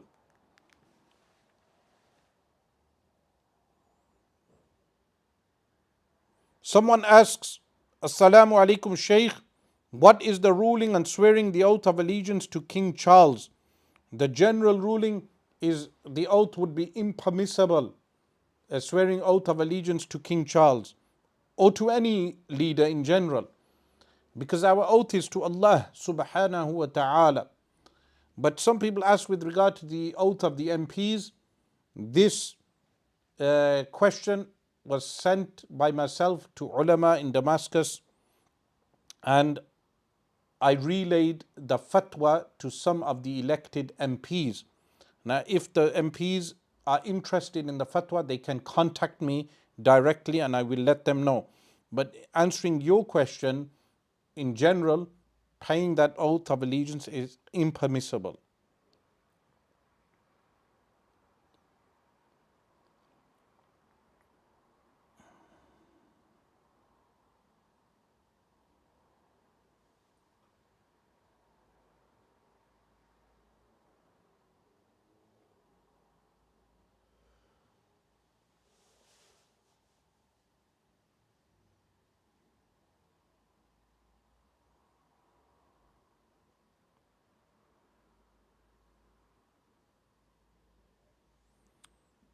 Someone asked, Assalamu alaikum, how do you recommend starting Sawmu Dawood, with the fast of Sayyidina Dawood alayhi salam?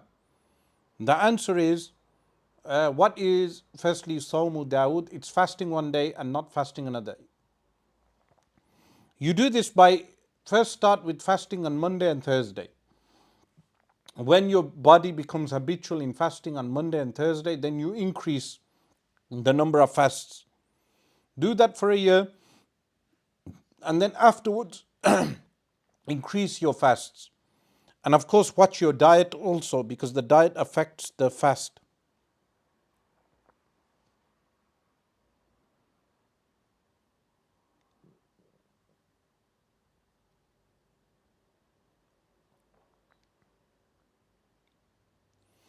Assalamu alaikum, Shaykh. Is the house that one's parents got from a mortgage permissible to take as inheritance?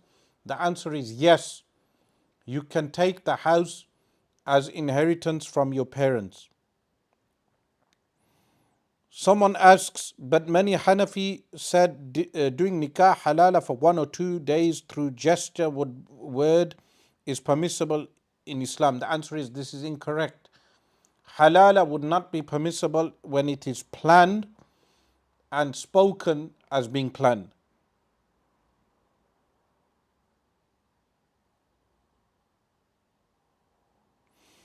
Assalamu alaikum, Shaykh. I was in a masjid and someone said Jilani memorized 18 juz of the Quran while in the womb of his mother. Is this true? Because it sounds wrong. Firstly, do not just say Al-Jilani. It's a Shaykh Abdul Qadir Al-Jilani, Rahimallahu Ta'ala, wa Quddis Sirru Al-Aziz. Have respect for great ulama of the past. Al-Imam Abdul Qadir Al-Jilani, radiyallahu anhu, passed away in the year 561. Secondly, why do you deem it impossible? Is it mumkin? Is it possible in terms of the qudra of Allah? The answer is yes. Is it reported? The answer is yes. But why would you deem it impossible? If Allah can make that possible for a child, meaning that is the very meaning of karamat, karamatu awliya. And karamatu awliya have happened in the past and they still happen today.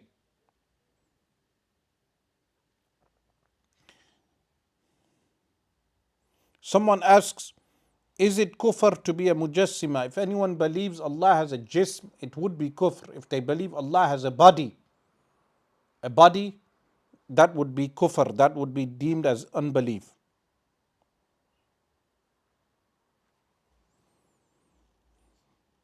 Someone asks, Assalamu alaikum, what is the context of a Rahba incident where Imam Ali alayhi salam asked people to testify about Ghadir event? Well, the testification to the Ghadir event was in order to demonstrate to the munafiqeen the status of Sayyidina Ali radiallahu anh. It was not regarding the Shaykhain usurping the caliphate or leadership. It cannot be so, because as I was mentioning to you earlier with regard to Abu Bakr as-Siddiq radiallahu anh, how did he deal with Al-Imam Ali radiallahu anh? Let's look at more Shia sources. For instance, in Biharul Anwar, we find the following narration. وبينما كان أبو بكر وعلي بن أبي طالب يمضيان. Abu Bakr and Ali radiallahu anhuma, they were walking بعد صلاة العصر, after the late noon prayer, بعد وفاة النبي صلى الله عليه وسلم بليال, after some nights after the passing away of Rasulullah صلى الله عليه وسلم. وعلي يمشي إلى جنبه, Ali radiallahu anhu was walking on the side of Abu Bakr as-Siddiq. رأى أبو بكر الحسن يلعب مع الصبيان. Abu Bakr as-Siddiq radiallahu anhu saw Al-Hasan playing with the children. فحمله على عاتقه, he carried him on his shoulder. Abu Bakr as-Siddiq picks up Al-Imam Al-Hasan, places him on his shoulder, and he says, بأبي شبيه بالنبي لا شبيه بعلي. By my father, he is what? This is exclamation, not oath, exclamation. he is similar to the Prophet sallallahu alaihi wasallam in his physical look. Subhanallah. And he does not resemble Ali radiallahu an.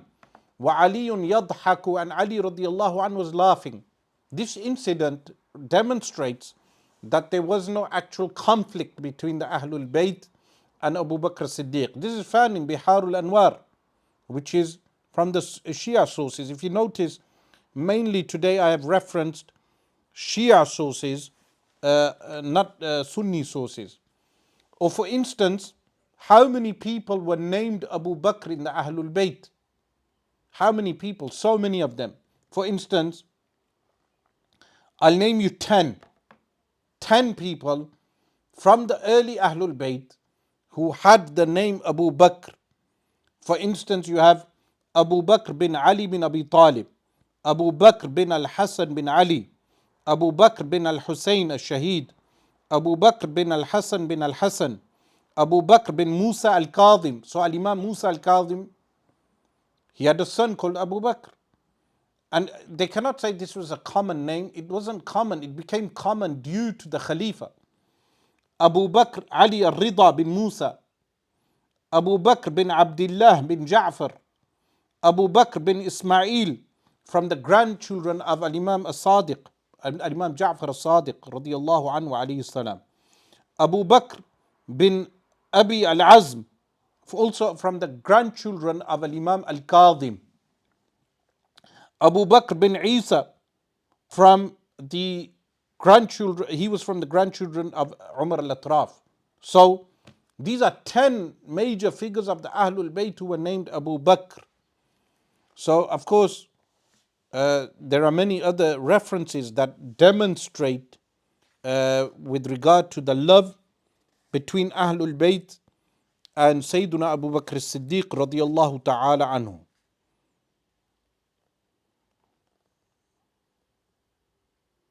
Now,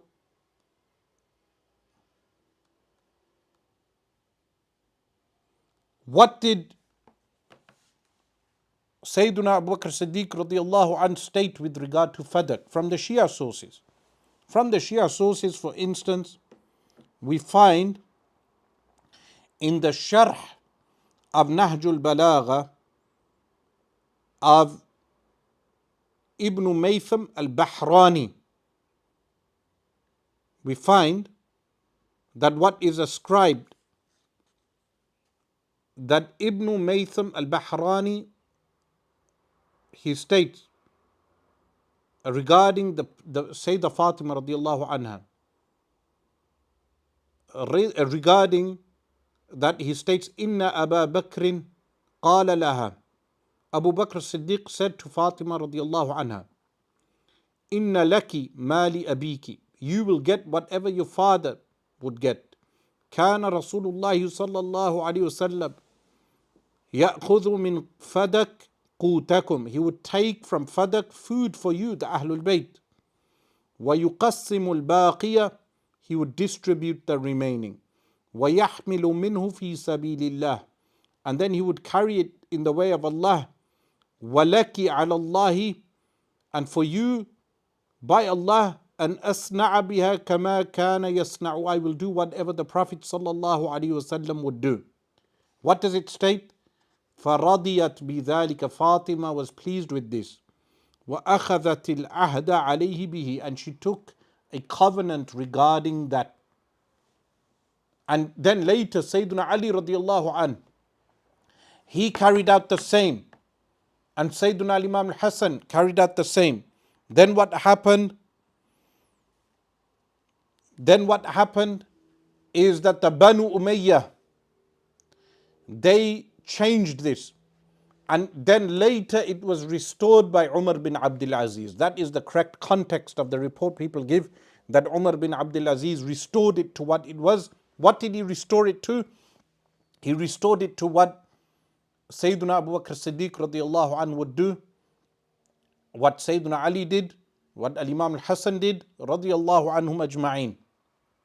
So that is with regard to the Ahlul Bayt and Sayyiduna Abu Bakr Siddiq radiallahu anhu. Also in the Sunni sources we find that Sayyidah Fatima radiallahu anha, she met Sayyiduna Abu Bakr Siddiq in the presence of Sayyiduna Ali radiallahu anh before passing away. That's found in Sunni sources.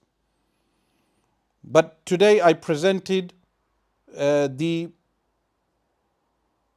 Shia sources. So, taking more of your questions,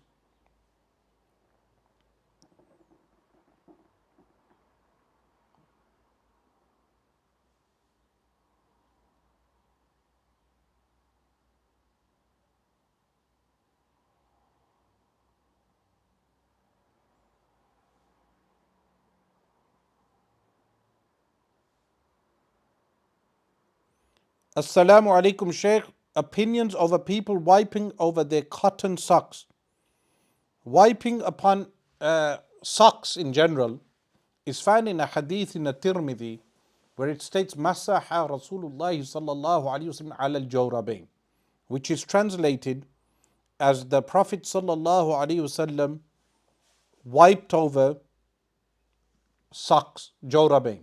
But all four madhabs, al-madhahib al-arba'ah, they state their conditions that the socks must be thick and waterproof like leather socks.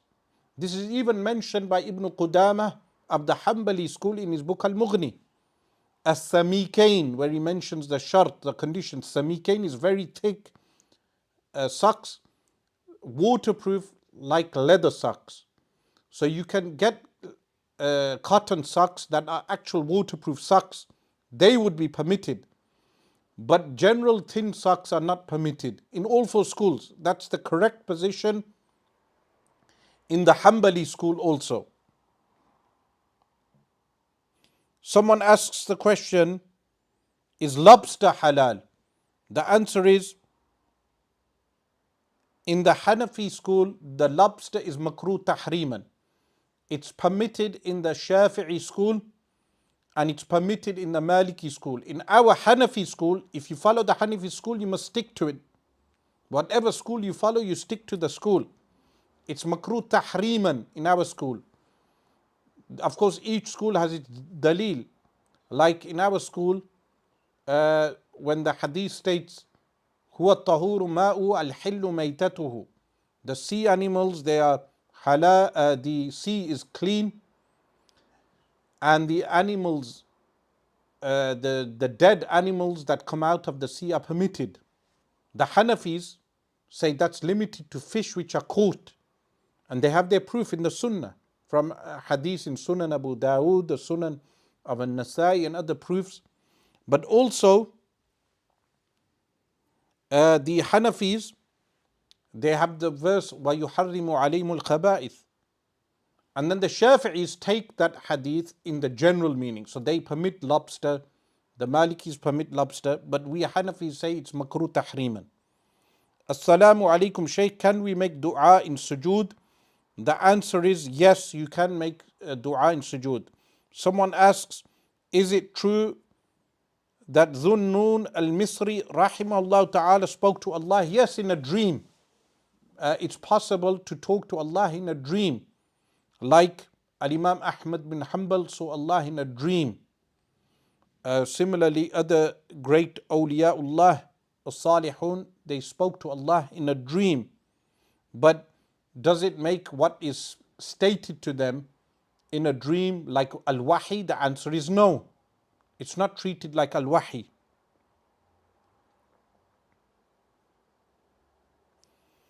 Someone asks, what's your opinion on Ad-Da wa Dawa and Kitab al-Ruh by Al-Allama Ibn al-Qayyim al-Jawziyah? The answer is they are very good books. Ibn al-Qayyim al-Jawziyah, he has some good books. Of course, some of what Al-Imam Yusuf al-Nabahani rahimahullah states, the books of Ibn Taymiyyah and the books of Ibn al-Qayyim are treasure troves that have snakes. You must avoid the snakes and take the treasures. Likewise, he says, Ibn Taymiyyah was like a sea. Sometimes the sea it gives good things like pearls, but sometimes it throws out waste. So you avoid what is bad and you take what is good. Someone asks, is swearing to other than Allah subhanahu wa ta'ala shirk? The answer is it's haram. It's not permissible to swear on other than Allah. We only swear by Allah and the names and attributes of Allah subhanahu wa ta'ala. Assalamu alaikum Shaykh, are we allowed to befriend a non-Muslim? The answer is yes, if he does not harm your deen. It's permissible to befriend a non-Muslim. You influence him in his deen and he does not influence you. But if a non-Muslim influences your deen, then it's not permissible.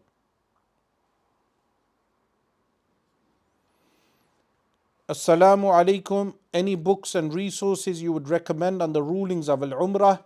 The answer is yes, there is a book of a Shaykh Nuruddin Itr translated by a Shaykh Amjad Mahmud. It's published by Heritage Press.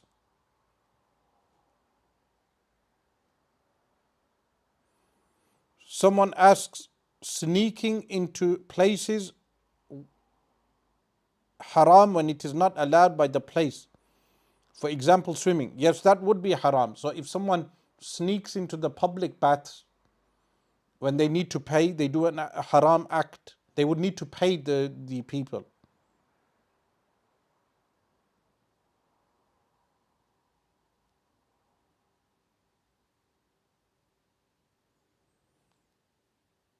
Someone asks a sheikh, why in Islam is divorce is very easy? Because in the old times they would tie you to a marriage permanently.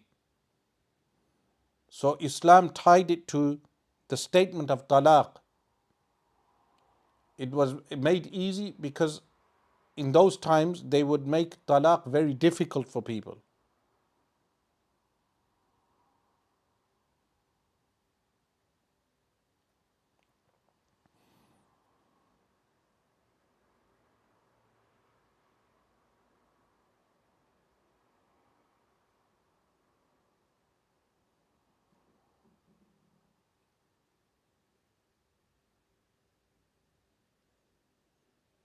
Someone asks, a Sunni mosque in the UK held an event for Muawiyah radiallahu anh on the 10th of Al-Muharram with no mention of Imam Hussain. Is this considered Nasibiism? The answer is, this sounds very bad to me. How could you hold an event without the mention of Imam Hussain radiallahu anh? This would be some kind of ghulub, and all type of ghulub should be avoided. How could people hold an event on the 10th of Al-Muharram and not mention Imam Hussain radiallahu anh? Makes no sense.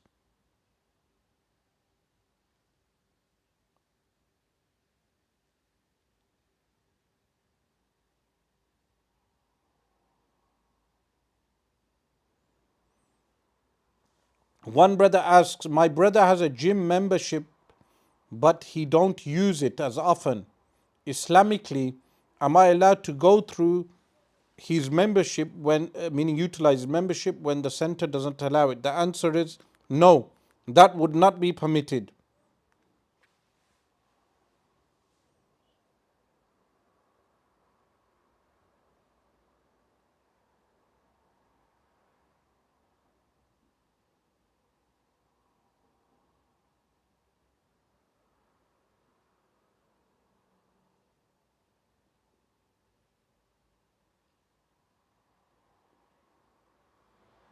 Someone asks, what is the difference between impermissible and haram?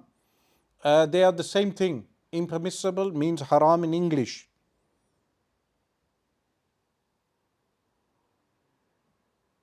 Someone asks,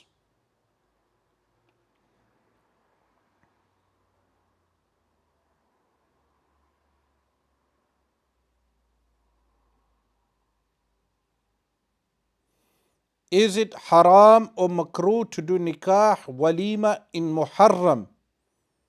The answer is, a nikah is permitted in Muharram, but purposefully choosing the 10th of Muharram should be avoided. Meaning there are some people, it's not haram in the Sharia, but choosing specifically the 10th of Muharram, a day when people fast, and also a day when people remember Imam Hussain radiallahu anh, purposefully doing that, should be avoided. These type of ghulub type actions should be avoided on either side. So generally nikah in Muharram is permitted, even walima is permitted, it's halal. But purposefully doing the 10th of Muharram should be avoided also. If someone does it, we won't say they've done haram.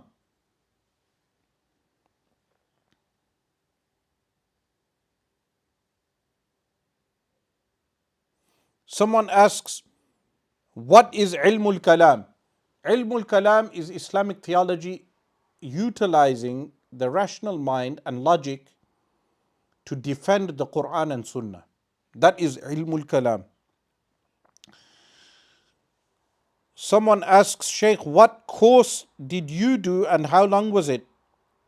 The course I did was, it's known as Dars-e Nizami. I spent well over 10 years studying this course, and I covered many books with various ulama for over 10 years, in fact.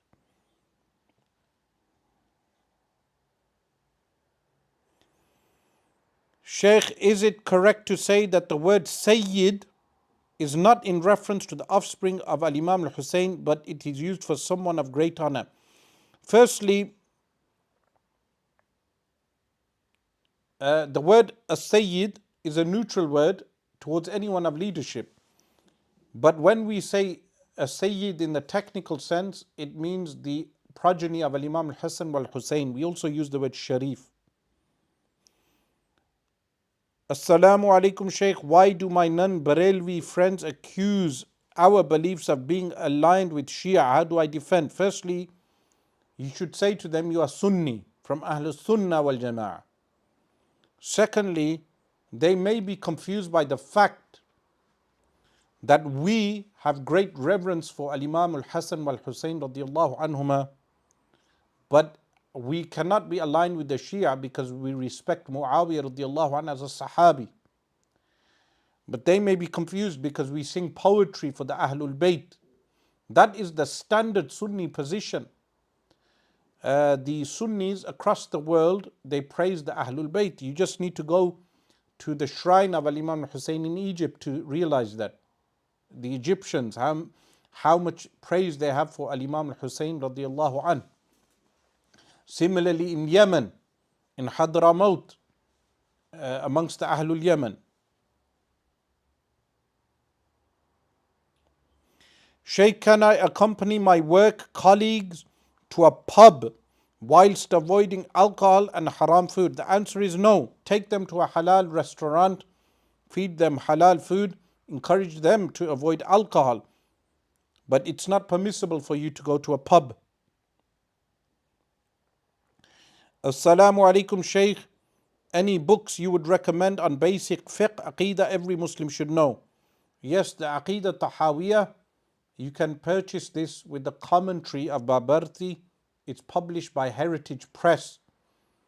All you have to do to buy a book is Google it. So many people, they act like they are illiterate when it comes to purchasing a book. You tell them about takeaways or how to, regarding things of the dunya, they are very quick to go on eBay, on Amazon. But when it comes to a book, they become like they are illiterate, uneducated. It's so easy to buy a book.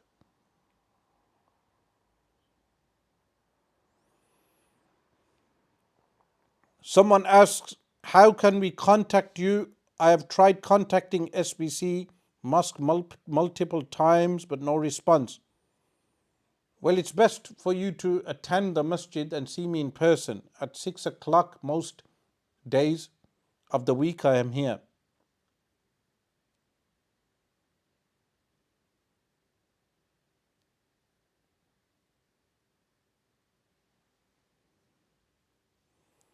Assalamu alaikum Shaykh. Many Islamic countries like Saudi and Afghanistan have Sharia force who beat women and men instead of take him to the courts. Your question you need to rewrite and reword. Please write in good English so I can understand what you are writing, what you are attempting to relay to me.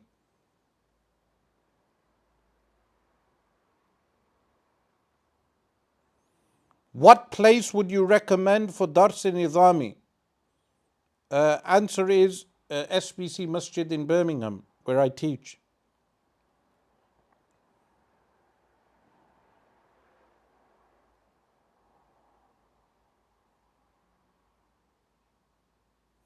Assalamu alaikum, Shaykh. My friend's parents identify with a group that basically rejects hadith. How can you respectfully and kindly advise them, especially when their father has a short temper? The best way would be by reciting the verses of the Quran that demonstrate the authority of the Prophet sallallahu alaihi wasallam. There are various verses of Al-Quran Al-Kareem which demonstrate the authority of Rasulullah sallallahu alaihi wasallam, like فَلَا وَرَبِّكَ لَا يُؤْمِنُونَ حَتَّى يُحَكِّمُوكَ فِيمَا شَجَرَ بَيْنَهُمْ ثُمَّ لَا يَجِدُوا فِي أَنفُسِهِمْ حَرَجًا مِمَّا قَضَيْتَ وَيُسَلِّمُوا تَسْلِيمًا. Verses like this, there are multiple verses. Someone asks, please Shaykh explain how to perform sajdatul sahw. In the Hanafi school, this is according to the Hanafi school, you finish reciting up to Abduhu wa Rasuluh. So at-tahiyyatu lillahi wa salawatu wa tayyibatu up to Abduhu wa Rasuluh. Then you give one salam to the right. After you give one salam to the right, you do two sajdatan. And then what you do is you recite at-tahiyyat again.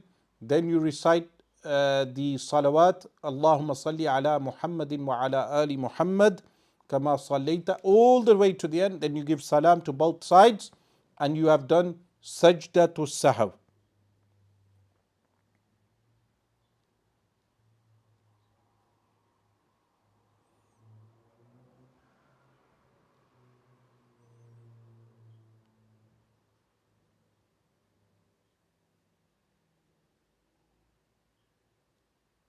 Someone asks the question, how is it that Shaitan taught benefits of Ayatul Kursi to Abu Huraira? Now this question is based on an objection on the hadith in Bukhari. So someone is attempting to make the objection to the hadith.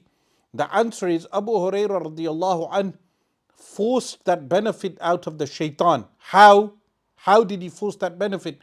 For 3 days, on the third day, Abu Huraira radiallahu anh took hold of the shaitan and said, I will not release you.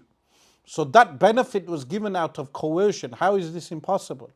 How can someone even say that is impossible and make it an issue against Sahih al-Bukhari or Abu Hurairah radiallahu ta'ala anhu?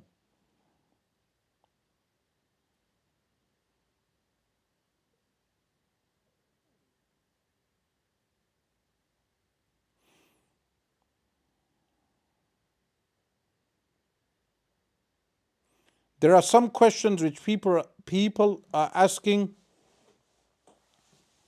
which I have already answered.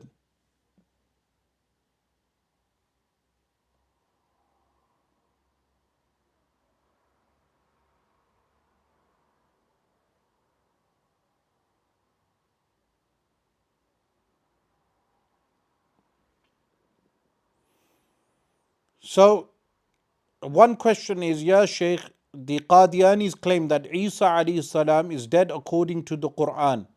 Can you prove he is alive by using the Quran only? The answer is yes. The verse, وَإِن مِّنْ أَهْلِ الْكِتَابِ إِلَّا لَيُؤْمِنَنَّ بِهِ قَبْلَ مَوْتِهِ.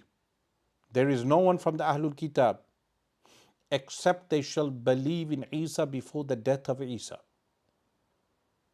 It cannot mean that anyone who's from Ahlul Kitab before his death, he believes in Isa alayhi salam. That wouldn't make any sense. That would mean every Jew who dies, who follows the religion of Judaism, he believes in Isa before dying. That wouldn't make any sense.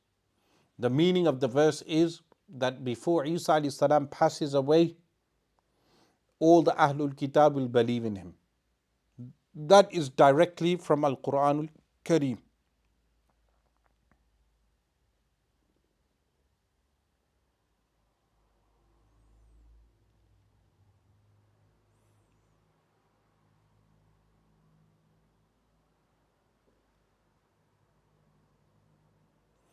Just remember that anyone spamming the questions, I will ignore your question. Anyone spamming, I will ignore your question.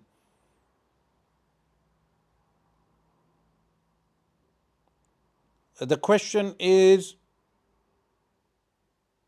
Assalamu alaikum, is it permissible for a woman to not wear a hijab on her own and do adhkar and a tasbih? The answer is yes, it would be permissible. Assalamu alaikum, what is the halal manner of investing in stocks? The answer is, when you invest in stocks, if the stocks are actual stocks that exist, you don't invest in stocks of next year's crop, for instance, or oil that has not been taken out the ground. It must be stocks that actually exist, products or produce that exists.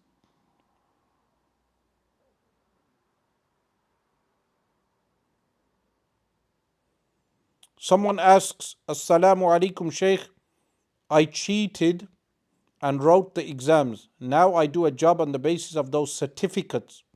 So will the salary be halal or haram? The answer is your income will be halal.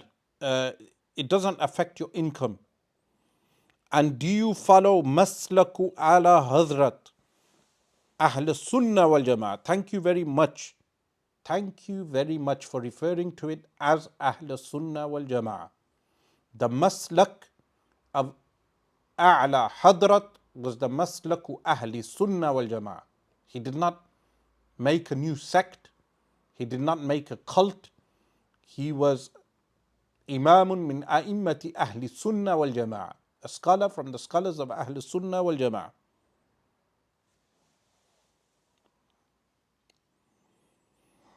Someone states, do you recommend cousin marriage? The answer is, I do not recommend cousin marriages. In fact, there are references where ulama did not recommend cousin marriages. Now, many people, they mention the marriage of Sayyidina Ali and Sayyidah Fatima alayha salam. That was a unique marriage. And there were cousin marriages that transpired, but they were very little in percentage. There were many other marriages, so why do you not mention the other marriages? But there is an excessiveness of cousin marriages in the Asian community in the UK, which leads to many other bad factors. It has a bad effect in our community. So I will not recommend cousin marriages. I will advise parents to choose a spouse for their sons and daughters that is not their first cousin. Avoid cousin marriages.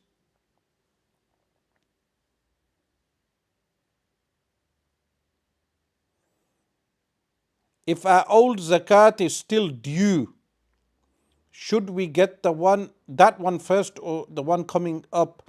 The answer is you need to pay both. So if you are overdue on zakat, you need to pay that zakat and then give the new zakat also.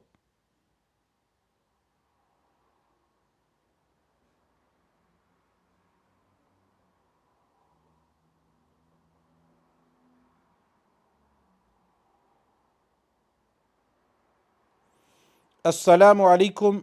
Some pseudo Salafis call Ahl Sunnah Murji'ah.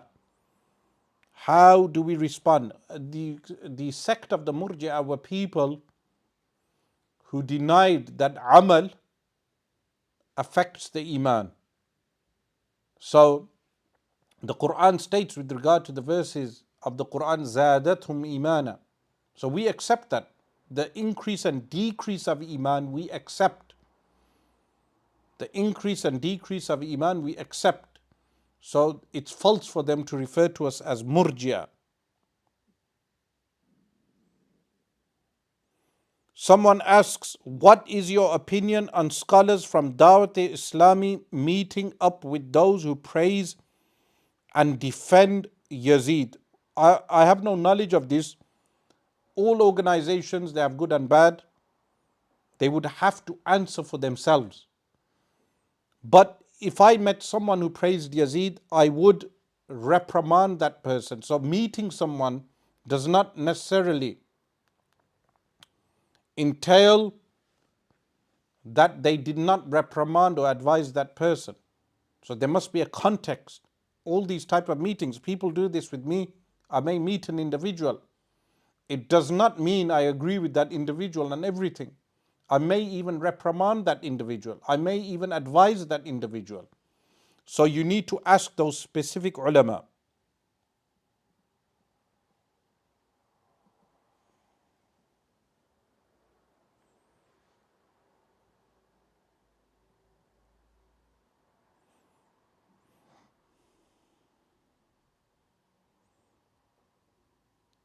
Someone asks, Sheikh, your views on Sheikh Nazim and Tariqah as a whole, would you class yourself as a Sufi? Sheikh Nazim has passed away.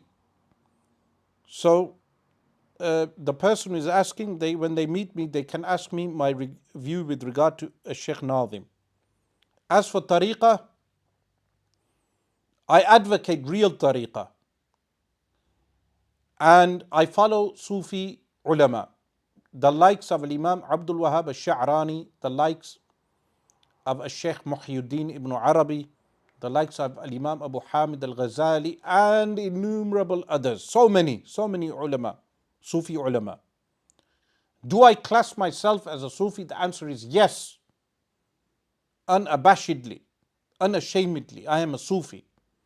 But sometimes my views conflict with certain cults, and people misinterpret my view as being a non-Sufi view.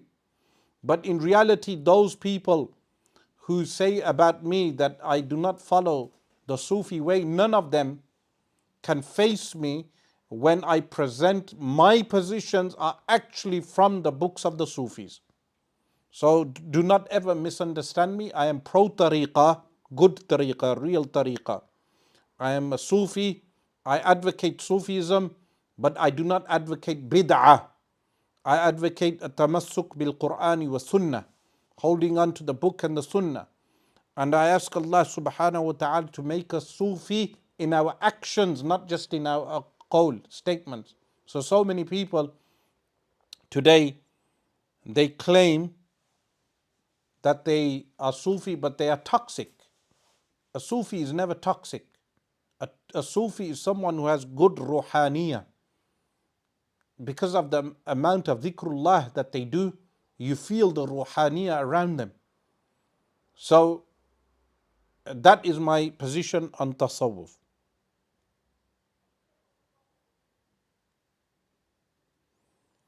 Assalamu alaikum, Shaykh. Working in customer service for a girl, is it permissible as she's working from home? Working from home in a safe environment would be permitted. Trade and business is permitted for women, and working from home in a safe environment would be permissible.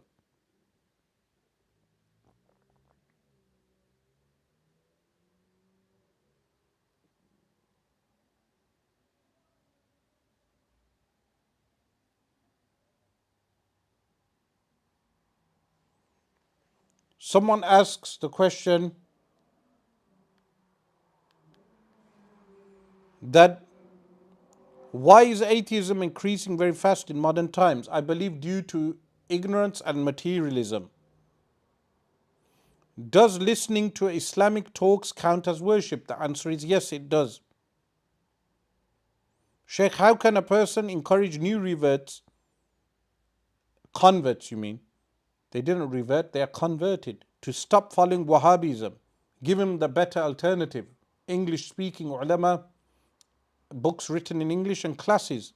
Have an environment where your masajid are welcoming, accommodate for converts to Islam. Shaykh, should we distance ourselves from Salafi cousins? If you cannot influence them, then do not allow them to influence you. So if you cannot influence them, then do not allow them to influence you. Sheikh, what do you think of a Sheikh Shadi al-Misri? He's a friend of mine. He visits the UK. We host him whenever he comes, and he's a good brother.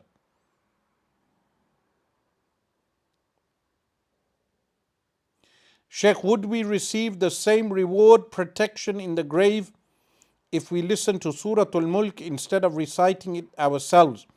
The answer is, if you are unable to recite it, then it would take the place of recitation if you are unable to recite. Otherwise, you recite it yourself.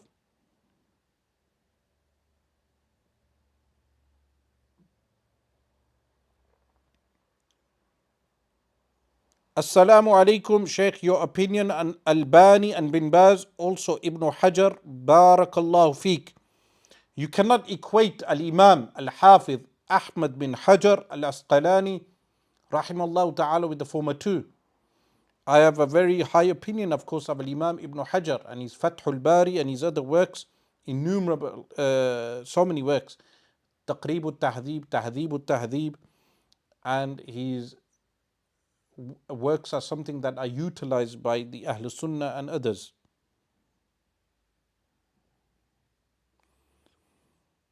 Shaykh, are the Salafiyya Muslims? Yes, they are Muslims. We count them as being Muslims.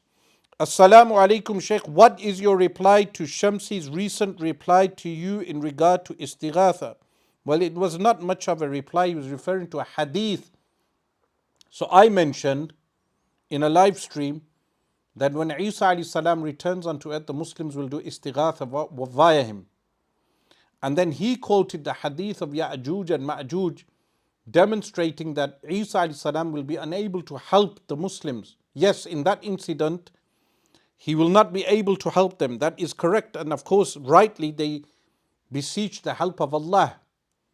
But I was actually referring to a hadith in the Musnad of Imam Ahmad, which is authentic, that when the Muslims will be surrounded by the forces of Ad-Dajjal, Isa alayhi salam descends, and the terms istighatha and ghawth are utilized, that he is a source of help for the Muslims in that situation.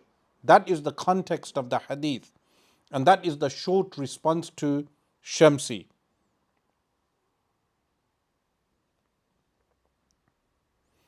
Assalamu alaikum.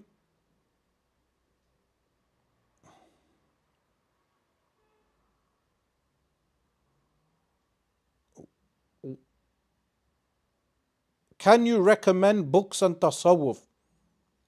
There are some good books published by Sunni publications from the Netherlands.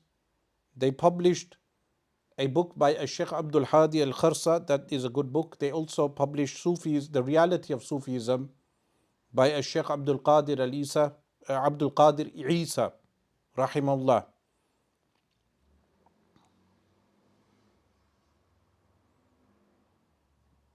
Was Ahmad Didat Sunni because he inspired many Wahhabi preachers too? The answer is Ahmad Didat was a Sunni, rahimahullah ta'ala, irrelevant to him having inspired other sects.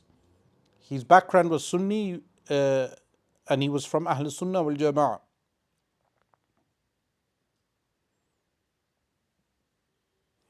Assalamu alaikum, Shaykh. Should I take bay'ah with the Shaykh within whose organization there is free mixing and women kissing the hands of the Shaykh? The answer is no. This would not be recommended at all.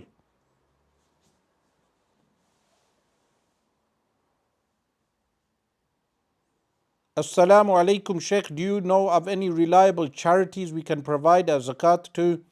I know it is better to give it directly yourself, but what if you are unable to do?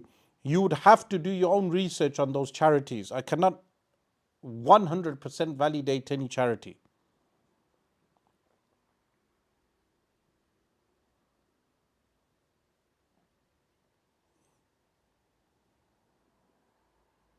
Assalamu alaikum, Shaykh. I'm confused. Thought you are to say reverted, not converted. The answer is the person converts to Islam. A revert would mean they were Muslim and they became kafir, then they became Muslim again. People mix up the hadith of fitra. Fitra doesn't mean Muslim. Fitra means the natural disposition. Should we be watching people doing matam? The answer is no. It's a very unsavory act to watch. It should not be watched, and matam should be avoided totally. It's not from the acts of the Sunnah. It's not from the acts of the Ahlul Bayt. The Ahlul Bayt never took part in matam.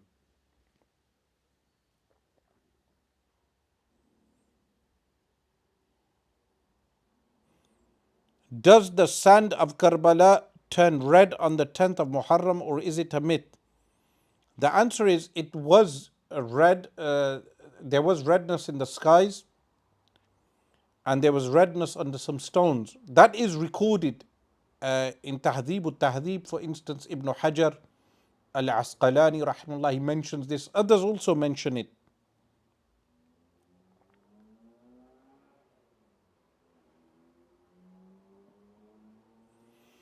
Assalamu alaikum, Shaykh. Ustad, did you hear about Ustad Abdul Rahman Hassan's dream of the Prophet sallallahu alaihi wasallam and Shaykh Albani? Should our Sunni scholars talk about dreams publicly? This demonstrates that while the Wahhabis are accusing the Sufis of utilizing dreams, you had Abdul Rahman Hassan utilizing a dream to validate Nasiruddin al-Albani. Many of our ulama in fact say the dreams should be kept private, should not be mentioned publicly. Our aqidah is first and foremost based upon Quran wa Sunnah wal Ijma'. So now desperate measures for Abdul Rahman Hassan to resort to mentioning dreams. Of course, our ulama, they do see dreams, but it doesn't mean you always mention these dreams in public. Assalamu alaikum.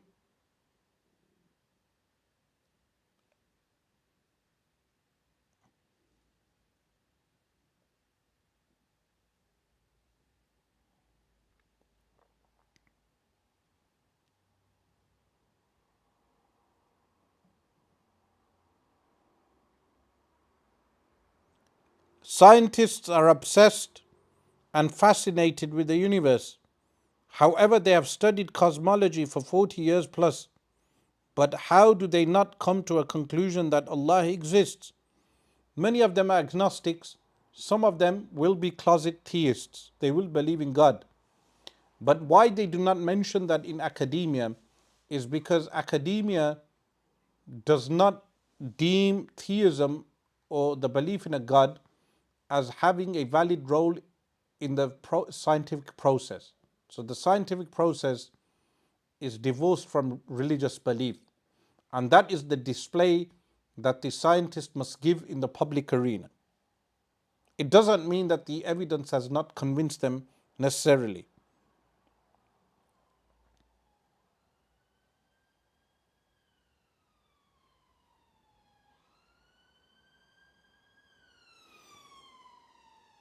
A brother asks, vaping is a big fitna of this generation. Thank you for clarifying it is haram, impermissible. May Allah reward your work. Jazakumullah khairan.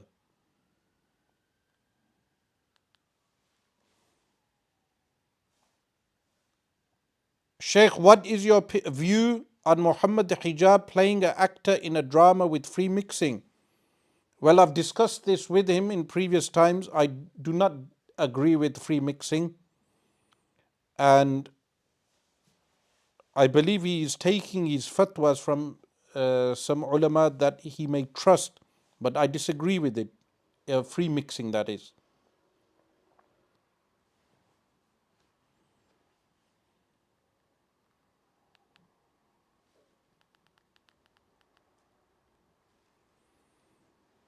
Someone asks, if I am Hanafi, can I take the Maliki stance on the beard, which is that hair must be present on the jaw?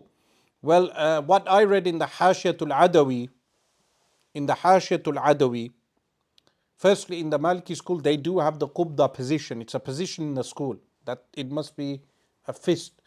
That is the position many Mauritanian ulama take. But after reading the position in the Hashiyatul Adawi, I went to a reliable Maliki scholar, a reliable Maliki alim, and he said to me, what it means is that the beard must look like a beard, that there's copious amount of hair. It's not necessary that it be a fist, but it must look copious enough. So this idea that it only grows on the chin and you shave the sides is not permissible, as far as I know, in the Maliki school also.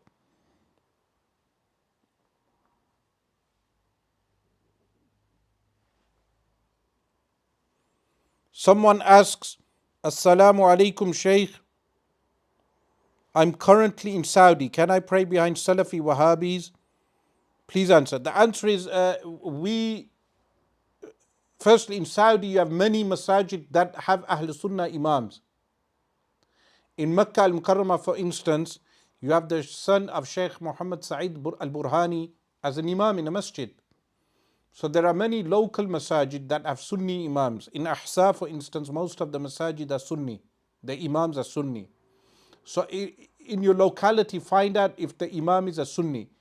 If the Imam is a Wahhabi, you go to the next mosque, the further masjid, which is a Sunni masjid. You always pray behind the Sunni Imam. And tell us about the experience with Awais Raza Qadri. It's not first time I met Awais Raza Qadri. Inshallah, we will be again together on Sunday. This Sunday, we will be again meeting again.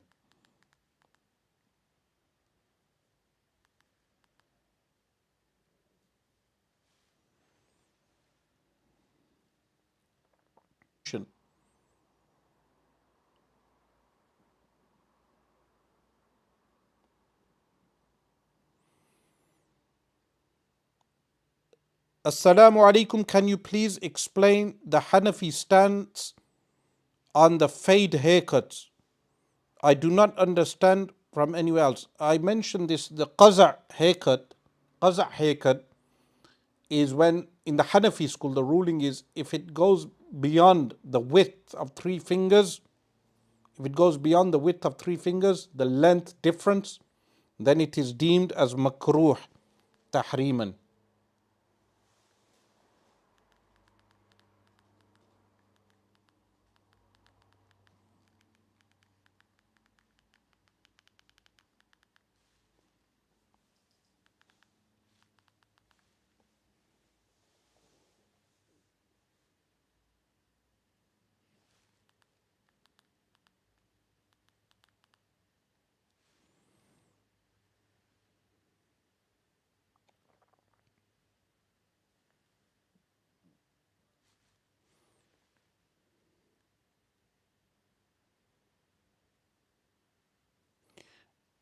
Assalamu alaikum Shaykh.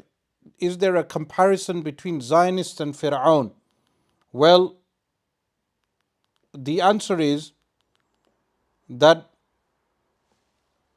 the body of Fir'aun was actually discovered around the time when Zionism was actually founded. So when Zionism was founded in 1897, that is when the bodies of the Fara'ina, the pharaohs, was discovered. So that was not by any coincidence.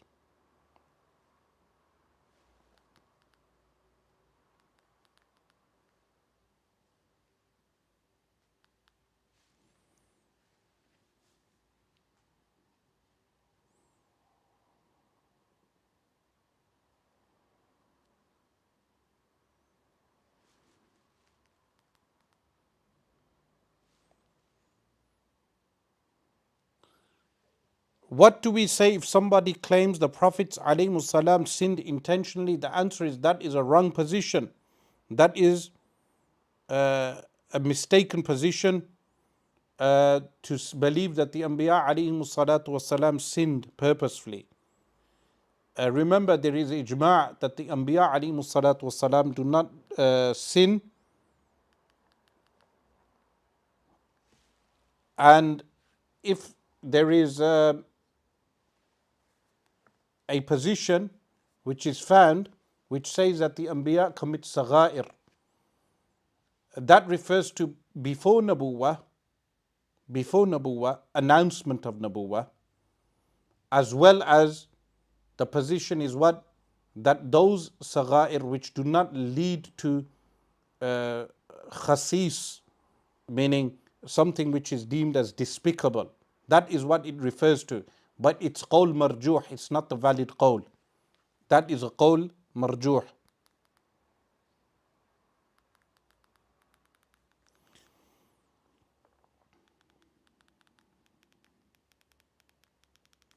Someone asks,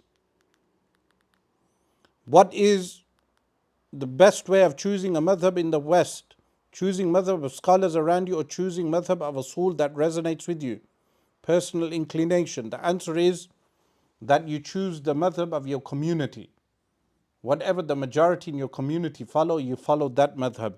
Mainly the madhab the madhab of your family that you were born in.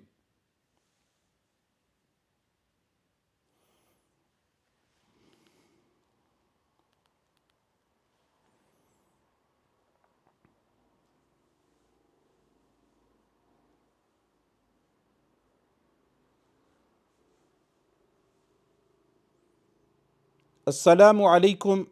Have you any lectures or have you any books on cosmology to answer atheist scientists? The proof is that the universe came from nothing. Allah created creation from nothing. The answer is that you read my book, Islam Answers Atheism. You will find my response in chapter 3, a response to the scientists. In chapter 3, I've given a thorough response to the scientists, and in chapter 4 also. So that is my book, Islam Answers Atheism, and on my channel you will find numerous lectures against atheism.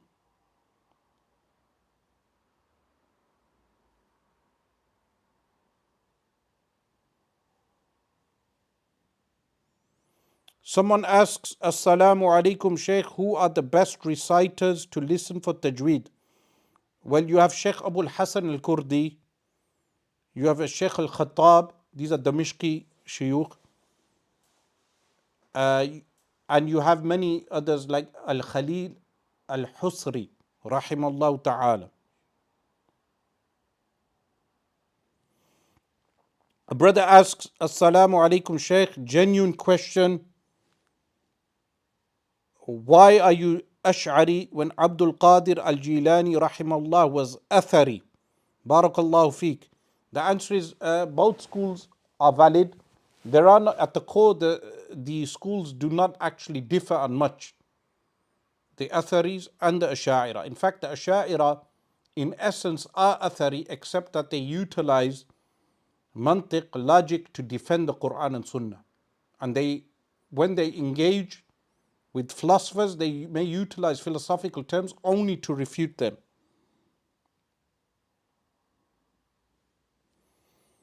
Sheikh, what is your opinion on sadl in salah?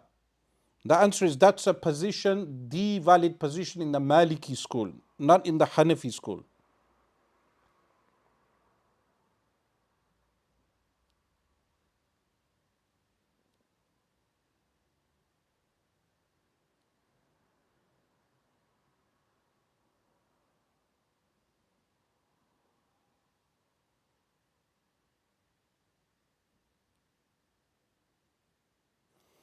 Do not understand why smoking is haram because of yadurru, but people do not say excessive consumption of sugar is, for example.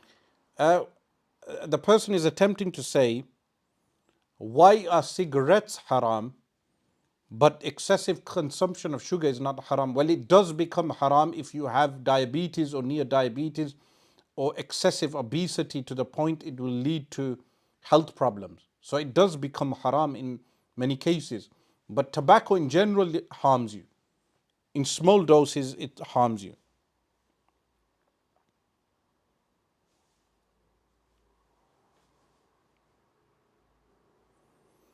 Assalamu alaikum Shaykh. Can you explain the hadith when it says, I feel as if my aorta is being cut from that poison? And in the Quran it states, if Muhammad sallallahu alaihi wasallam made something up in our name, we would cut his aorta. The answer is very simple. That the verse of the Quran refers to any concoction, falsification of revelation. Straight away the false prophet would die, a false prophet. But in the case of the Prophet sallallahu alaihi wasallam, the entire Quran was revealed. Not only revealed, it was preserved. So that hadith does not actually contradict the Quran if we accept that hadith. It's in the Sunnah of Ibn Majah. There could be something said about its chain of narration and its ta'wil. But the answer is very simple, that the Quran is referring to sudden death from forging any revelation, which did not apply, of course, to the best of creation, sallallahu alaihi wasallam.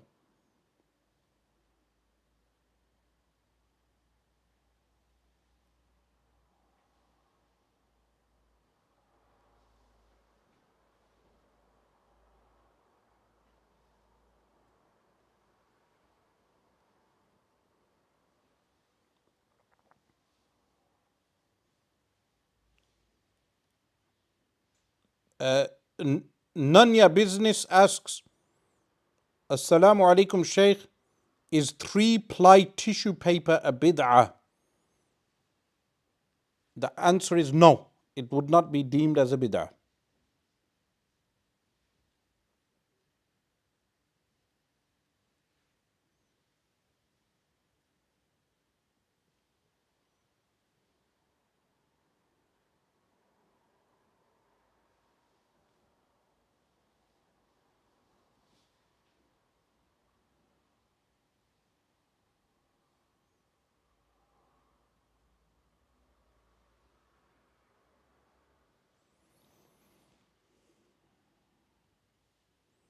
Assalamu alaikum Shaykh, is buying a cat pet with money allowed? The answer is, in the Hanafi school this would be permitted. There is a hadith which prohibits the selling of dogs and cats, and the Hanafis make an exception based on another hadith related by Ad-Darqutni in his Sunan, where there is an exception which is made, and that exception mentions uh, uh, except for a guard dog. So the Hanafis then make exceptions with regard to cats and dogs.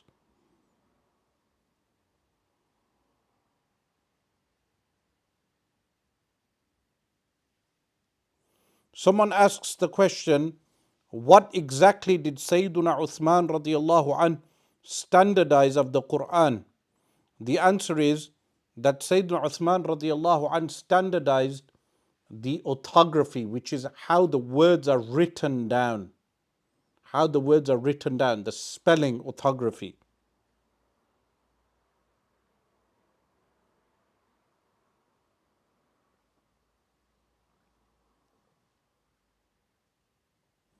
Someone asks, how do we deal with siblings doing bad deeds, especially older siblings? For example, a sister who is not wearing hijab and wearing tight clothes.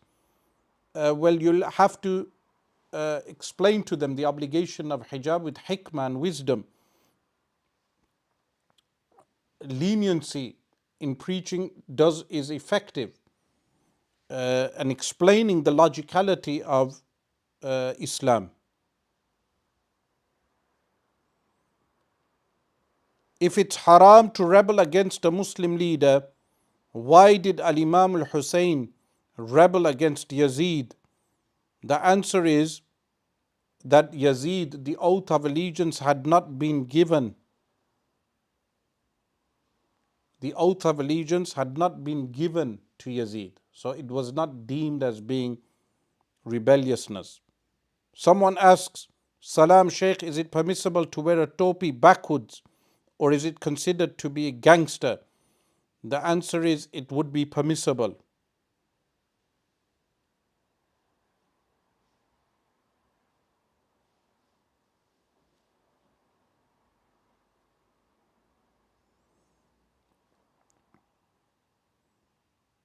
Someone asks, which seerah book would you recommend to us? I recommended already the book, The Best of Creation by Sayyid Muhammad bin Alawi al-Maliki rahimahullah.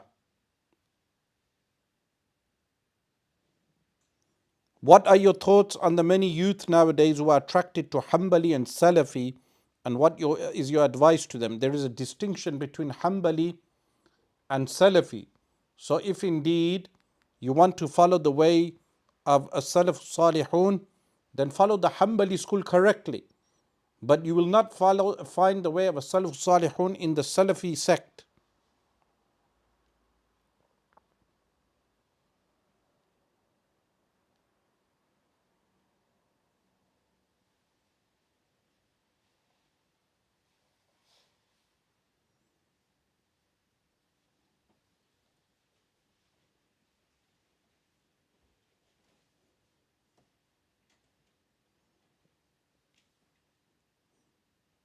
Someone asks, Shaykh, if someone walks in front of you when praying, do we have to repeat that prayer again? The answer is no. You do not need to repeat that prayer if someone walks across you in the salah.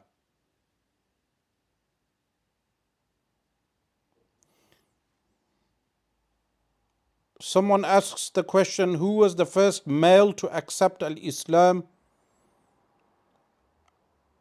Hazrat Abu Bakr or Imam Ali radiallahu anhuma. They both accepted Islam simultaneously. So we say Abu Bakr Siddiq from the adults and Imam Ali radiallahu an from the children.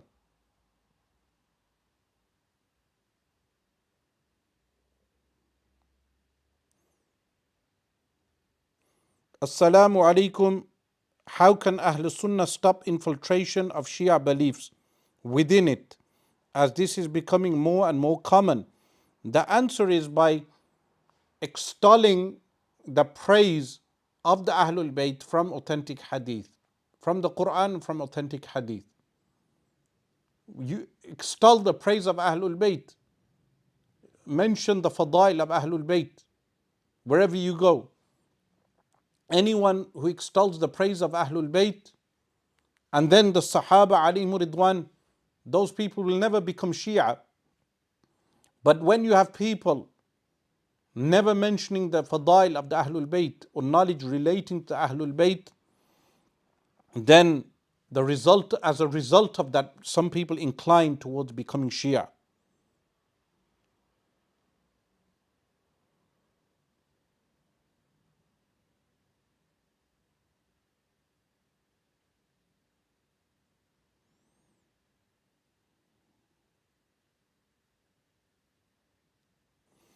Why do Atharis oppose Ilmul Kalam? The answer is they oppose Ilmul Kalam based upon their misunderstanding that the Ash'aris are engaging in philosophy. Well, in reality, the Ash'aris only engaged in philosophy to refute philosophy. They were not adopting philosophical beliefs. And many of them, they misunderstand thinking that the Ash'aris are actually adopting Mu'tazili beliefs.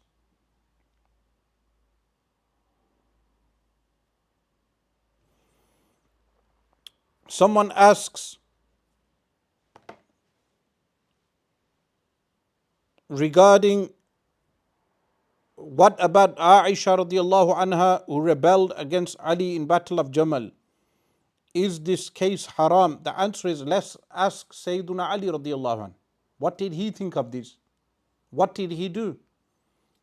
He sent a Sayyida Aisha radiallahu anha with Al-Imam al-Hasan back to Al-Madinah al-Munawwara. Why Al-Imam al-Hasan? Because that is his grandmother. So Sayyida Aisha is the grandmother of Imam al-Hasan wal-Hussain. And how did Sayyidina Ali radiallahu anhu treat Sayyida Aisha radiallahu ta'ala anha?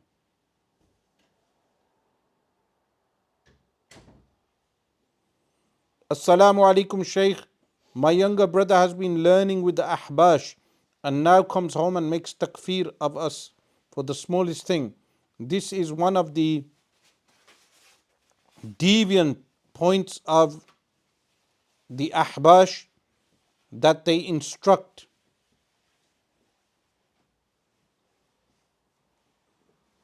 that they instruct their youth in takfir, unwarranted takfir.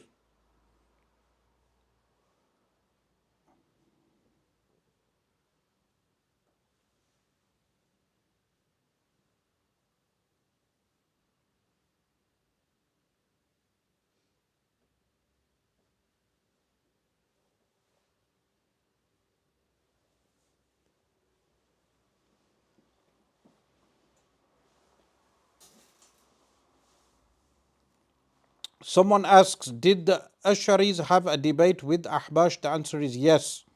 Many of the ulama of Damascus did debate the Ahbash. They in fact debated the Shaykh Abdullah Harari also, ulama in Damascus.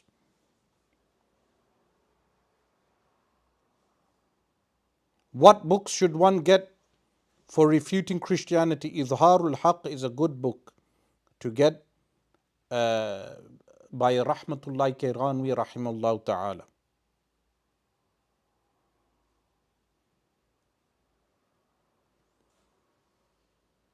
Inshallah Ta'ala, we will finish there for today.